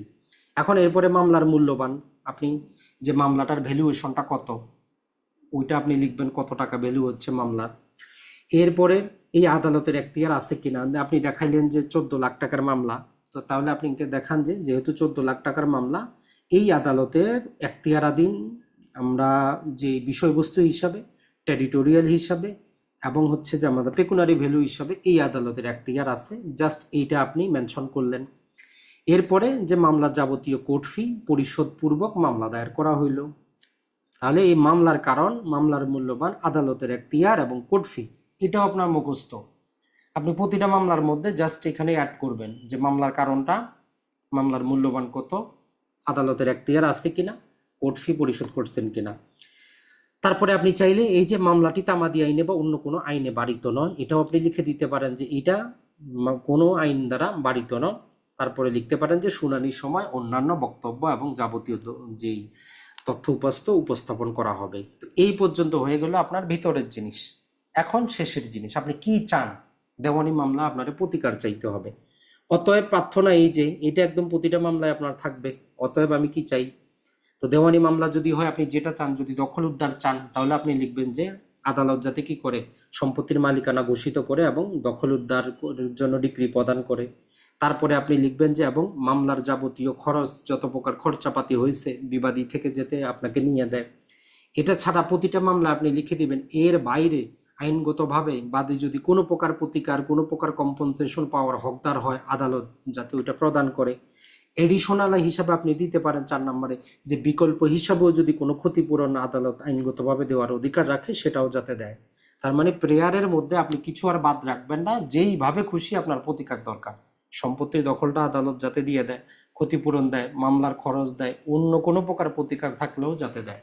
তাহলে এইটাও আপনি একদম প্রতিটা মুসাবিদার জন্য চুক্তি প্রবলের ক্ষেত্রে আপনি এগুলা কিন্তু এটা একদম মুখস্থ করে নেবেন। তাহলে দেখেন প্রথমেরটা ফিক্স ছিল, মাঝখানে শুধু আমরা চেঞ্জ করছি, এখন শেষের দিকে আমরা কিন্তু ফিক্স। তারপরে লাইন এইটার মধ্যে আপনি লিখবেন কি, যেমন আমরা প্রতিটা দরখাস্তে লিখি অতএব জনাবের মর্জি হয়ে যে আমার ছুটিটা মঞ্জুর করার জন্য। তো এই একই জিনিস, অতএব আদালতের নিকট বাদীর প্রার্থনা এই যে আদালত যাতে কি করেন ডিক্রি প্রদান করে বাদীর পক্ষে, বাদী চিরকাল কৃতজ্ঞ থাকবে, শেষ। তো বিনীত, তারপরে নামটা, তার তারিখটা। এরপরে দেওয়ানি মামলা যদি হয়, আপনার সম্পত্তি দখল উদ্ধার রিলেটেড হয়, দলিল সংশোধন রিলেটেড হয়, চুক্তিতে যদি জমি জমা থাকে, তাইলে আপনার কি আসবে, একটা সম্পত্তির আপনার পরিচয় তো দিতে হবে, তফসিলটা আপনি লিখবেন। যে সম্পত্তিটা জেলা ধরেন যে আমরা দিলাম যে এটা হচ্ছে যে আমাদের দিনাজপুর জেলা, বীরগঞ্জ থানা, আপনার নির্দিষ্ট মৌজা যেটা আপনি দলিলের মধ্যে পাবেন সেটা দিয়ে দিবেন, জেল নাম্বারটা দিয়ে দিবেন, খতিয়ান নাম্বার দিবেন, দাগ নাম্বার দিবেন, জমির পরিমাণ, যে হয়তো দেখা আছে যে মাত্র 20 শতক সম্পত্তি, তো 20 দিয়ে দিলেন। এটা হচ্ছে সম্পত্তির পরিচিতি তফসিল। এর পাশাপাশি সম্পত্তিতে স্পেসিফিক ভাবে আইডেন্টিফাই করার জন্য একটা চৌহাদ দিয়ে দিতে হয়। নর্মালি আপনি চাইলে চিত্র অঙ্কন করে দিতে পারেন, তবে প্রচলিত আদালতে খুব রেয়ার ক্ষেত্রে কি করা হয়, চিত্র অঙ্কন করা হয়। সেখানে শুধু লিখে দেয় যে উত্তরে কে মালিক, দক্ষিণে কে মালিক, পূর্বে কে মালিক, পশ্চিমে কে মালিক। তো আপনি চাইলে এরকম চিত্র দিয়ে দিতে পারেন, যে এখানে দিতে পারেন যে উপরে এই পূর্ব দিকে হচ্ছে সরকারি রাস্তা, পশ্চিমে হচ্ছে যে বিবাদী, পূর্ব দিকে বাদীর দখলে, আর এই দিকে আরেকজন ব্যক্তির নাম দিয়ে দিতে পারেন। সব তো কাল্পনিক। আর বাস্তব যখন মামলা করবেন তখন যিনি বাদী আছেন তার কাছ থেকে শুনবেন সম্পত্তিকার আশেপাশে কে আছে। তবে এমন কি বর্তমানে যদি প্র্যাকটিসে যান, আপনি ওই যে মৌজা ম্যাপ যেটা আছে সেটারে ফটোকপি করেও আপনি কি করতে পারেন, ওই আরজির সাথে অ্যাটাচ করতে পারেন, সেটা আপনার জন্য আরো ভালো। এমন যদি আপনি ধরেন যে আপনার খতিয়ান সংশোধনের মামলা দায়ের করেন অথবা দলিল সংশোধনের মামলা দায়ের করেন, তখন আপনার ওই যে তুলনামূলক নকশা আপনি কি করেন সেটা প্রিন্ট করে সেটাও অ্যাটাচ করে দিতে পারেন, যাতে বিচারকের বুঝতে সুবিধা হয় যে সমস্যাটা কোথায়। তাহলে আমরা নর্মাল ক্ষেত্রে সম্পত্তির তফসিল দিব, চৌহাদ দিয়ে দিব এই স্পেসিফিক ভাবে কোন সম্পত্তিটা সেটা যাচাই করার জন্য। এরপরে আমরা সবাই জানি, আমরা অর্ডারে পড়েছি, অর্ডারের মধ্যে কি আছে যে প্রতিটার মধ্যে ভেরিফিকেশন থাকবে, সত্য পাঠ থাকবে। মানে বাদী সেখানে একটা কি করবে, ভেরিফিকেশন দিবে যে এই যে উপরে যে জিনিসগুলা লেখা হইলো, অ্যাডভোকেট সাহেব তো লিখছেন, তো বাদীকে উনি পড়ে শোনাইছেন, ওনার জানা মতো সত্য আছে। তো এখানে নাম লিখবেন, বাদীর পিতার নাম, ঠিকানা, এই মর্মে ঘোষণা করেছি যে উপরোক্ত বিষয় আমার জানা মতে সত্য। মানে উপরে যা কিছু আমরা লিখলাম এটা সত্য এবং সঠিক জেনে উনি নিজে স্বাক্ষর করলেন। প্রতিটা আর্জিতেই কিন্তু এই সত্য পাঠ থাকে, এখানে উনি স্বাক্ষর করবেন। এরপরে যেটা হয়, যিনি অ্যাডভোকেট সাহেব আছেন, তো ওনার জন্য একটা অপশন থাকে যে বাদী আমার পরিচিত, আমার সামনে উনি স্বাক্ষরটা গ্রহণ করলেন, তো অ্যাডভোকেটের নাম, তার সিলটা সেখানে থাকে স্বাক্ষর সহ। এটা ছাড়া কিছু কিছু দেওয়ানি মামলার ক্ষেত্রে বা দেওয়ানি আর্জিতে কি থাকে, এই যে হলফটা পরিচালনা করা হইলো, এই যে একজন হলফ করলেন, সেখানে শুধু কি ছিল, বাদী ছিল আর অ্যাডভোকেট সাহেব ছিল, আর তো কেউ ছিল না। তো এই জন্য আরেকটা অপশন থাকে যে তারিখে, এখানে একটা নির্দিষ্ট তারিখ দেওয়া হবে যে দিন এটা সাবমিট হচ্ছে, ওই দিনে হলফকারী আমার সামনে অত্র হলফনামায় তার নিজের নাম স্বাক্ষর করলো, এখানে আদালত অথবা আদালতের যেই দায়িত্বপ্রাপ্ত ব্যক্তি আছেন ওনার স্বাক্ষরটা থাকে। তো এই হচ্ছে একটা দেওয়ানি মামলার যদি আমরা বলি জেনারেল স্ট্রাকচার। এখন স্পেসিফিক কিছু আসলে তখন পার্থক্য ঘটবে। তো আপনার দায়িত্ব হচ্ছে নিজে আপনি এবারে একটু লেখার চেষ্টা করেন। আমাদের ক্লাসে আমরা কিছু বাস্তব ফরম্যাটে দেওয়ার চেষ্টা করব, যেটা দেখে আপনি বুঝবেন যে এইভাবে আমাকে লিখতে হবে। এটা ছাড়া বিভিন্ন বইয়ে বা নোটে আপনি এরকম পাবেন, যেমন এটাও আমরা আমাদের এর মধ্যে দিয়ে দিয়েছি। যেমন ধরেন যে এখানে লেখা আছে মোকাম বিজ্ঞ সহকারী জজ আদালত কক্সবাজার, সূত্র দেওয়ানি মোকদ্দমা নাম্বার, যদিও নাম্বারটা আসবে না, এটা তো আপনি পরবর্তীতে পাবেন। তো এখানে সুনির্দিষ্ট প্রতিকার আইনের ৮ এবং ১২ ধারা মোতাবেক সত্য সাব্যস্ত খাস দখলের মোকদ্দমা, এখানে একদম সম্পূর্ণ ধারাটা উল্লেখ করে দিয়েছে। তো এখানে দেখেন যে নাম ঠিকানা লিখে শেষে লিখছে বাদী বনাম, বিবাদীর নাম ঠিকানা লিখে বিবাদী, মোকদ্দমার তায়াদাত। তার মানে কি ওই যে ৬টা জিনিস আমরা বললাম, দেখেন যে ৬টা জিনিসই আছে। ১ নম্বর দেখেন মোকদ্দমা, ২ নম্বর যে মামলা নাম্বার, ৩ নম্বর প্রতিকার, বাদী, বিবাদী এবং তায়াদাত, এটা আপনার থাকবেই থাকবে। এরপরে দেখেন যে উপযুক্ত বাদীর পক্ষে বিনীত নিবেদন, এই যে এরপরে এটা আপনার নির্ভর করবে কি আপনার মামলার উপর। একই রকম ভাবে এটা কি করছে দেখেন, বাদী বাংলাদেশের একজন স্থায়ী নাগরিক এবং আইনের প্রতি শ্রদ্ধাশীল, অন্যদিকে বিবাদী এলাকার প্রভাবশালী এবং দখলবাজ পরধন লোভী বটে। তার মানে ওরা ১ লাইনে শেষ করছে, আপনি ২ লাইনে শেষ করবেন, একটা থাকবে ২টাতে করবেন, যে প্রথমটা বাদীর জন্য তারপর ওটা বিবাদীর জন্য। এরপরে দেখেন যে অত্র মোকদ্দমায় বাদী এবং বিবাদী উভয় প্রতিবেশী, পাশাপাশি নিজস্ব জমি, বাড়ির মালিক যা তফসিলে বর্ণিত, উভয় জমি অত্র আদালতের এখতিয়ারাধীন। এরপরে দেখেন একটা তারিখ দেওয়া আছে, যেহেতু উক্ত জমিতে বাদী দখলদার থাকা অবস্থায় ২০১৫ সালের একটা তারিখ দিয়ে বলতেছে, বিবাদী পক্ষ কতিপয় সন্ত্রাসী দিয়ে অবৈধভাবে বাড়ির ভিতরে প্রবেশ করে মারপিট করে এবং একটি ভুয়া দলিল দেখিয়ে তফসিলে বর্ণিত সম্পত্তির দখল গ্রহণ করে। এরপরে যেহেতু বাদী বেদখল হওয়ার পর দখল পুনরুদ্ধার করার উদ্দেশ্যে নির্ধারিত সময়ের মধ্যে অত্র মোকদ্দমা দায়ের করেছে, যেহেতু বাদী বেআইনিভাবে সম্পত্তি থেকে বেদখল হয়েছে, সেহেতু পুনরায় দখল পেতে আইনের হকদার বটে। বাদী কর্তৃক দায়েরকৃত মোকদ্দমার কারণ তফসিলে বর্ণিত সম্পত্তিতে 18/১/২০১৫ তারিখে বিবাদী কর্তৃক বাদীর বৈধ সত্য অস্বীকার এবং বেদখল হওয়ার সময় থেকে উদ্ভব ঘটেছে। আমরা বললাম ওই যে কজ অফ অ্যাকশনটা আপনার কবে অ্যারাইজ হয়েছে, কারণ এইখান থেকে আমরা ১২ বছরের হিসাব করব যে উনি ১২ বছরের মধ্যে মামলাটা দায়ের করতেছেন কিনা। তারপরে দেখেন অত্র মোকদ্দমার দায়েরের কারণ সৃষ্টি হয়েছে 18/১১/২০১৫ ইংরেজি তারিখে, যখন বিবাদী অবৈধভাবে বাদীকে তার সম্পত্তি থেকে বেদখল করেছে। অত্র মোকদ্দমাটি একটি সত্য সাব্যস্ত খাস দখলের মোকদ্দমা। মোকদ্দমার সম্পত্তির তায়াদাদ মূল্য অনুসারে কোর্ট ফি পরিধানপূর্বক এখতিয়ারাধীন আদালতে মামলাটি দায়ের করা হলো। অন্যান্য সকল আনুষ্ঠানিক নিয়মাবলী ফিরিস্তি আকারে আদালতে দাখিল করা হলো। শুনানিকালে অন্যান্য বক্তব্য এবং যাবতীয় কি করা হবে, তথ্য উপস্থাপন করা হবে। তো এরপরে যে প্রেয়ারটা দেখেন, যতই প্রার্থনা এই যে নালিশি সম্পত্তিতে বাদীর সত্য ঘোষণা করা হোক, বিবাদীর অনুকূলে সম্পাদিত দলিল ভুয়া, অকার্যকর এবং বাদীর উপর বাধ্যকর নয় মর্মে ঘোষণা করা হোক, বিবাদী অন্যায় দখল অপসারণ করে বাদীর পক্ষে খাস দখলের ডিক্রি প্রদান করতে, মোকদ্দমার খরচ বিবাদীর বিরুদ্ধে ডিক্রি দিতে, মোকদ্দমার অবস্থার দৃষ্টিতে বাদী অন্য কোনো প্রতিকার পেতে হকদার হলে বাদীকে তা মঞ্জুর করতে আদালতের মর্জি হয়। তারপরে কি দেখেন সম্পত্তির তফসিল, এই যে চৌহাদ্দি, সত্যপাঠ, অ্যাডভোকেট, তারপরে হচ্ছে হল অফ পরিচালনাকারী তার স্বাক্ষর। তো এইটা হচ্ছে যে আমাদের যেই কোনো একটা দেওয়ানি মামলার জন্য মূল জিনিসটা। তো আশা করি এই আমাদের লম্বা চড়া মোটামুটি 1 ঘন্টার ক্লাসে কিছুটা হইলেও বুঝতে পারছেন। আবারও বলবো যে যারা বাসায় পড়াশোনা করতেছেন এমসিকিউর মতো করে পড়েন, সেকশনগুলো মনে রাখেন, শাস্তিগুলো ভুলে যান, অনুচ্ছেদগুলো ভুলে যান। আর যে কোনো লেখকের আপনি বই নিয়ে নেন, সেখান থেকে প্রশ্নগুলো দেখেন এবং তাদের যে সাজেশন ভিত্তিক প্রশ্ন আছে ওগুলো একবার দেখে চিন্তা করেন আপনি সেকশনটা বুঝতে পারছেন কিনা, যে কোন সেকশন থেকে তারা প্রশ্নটা করেছে। সবাইকে ধন্যবাদ।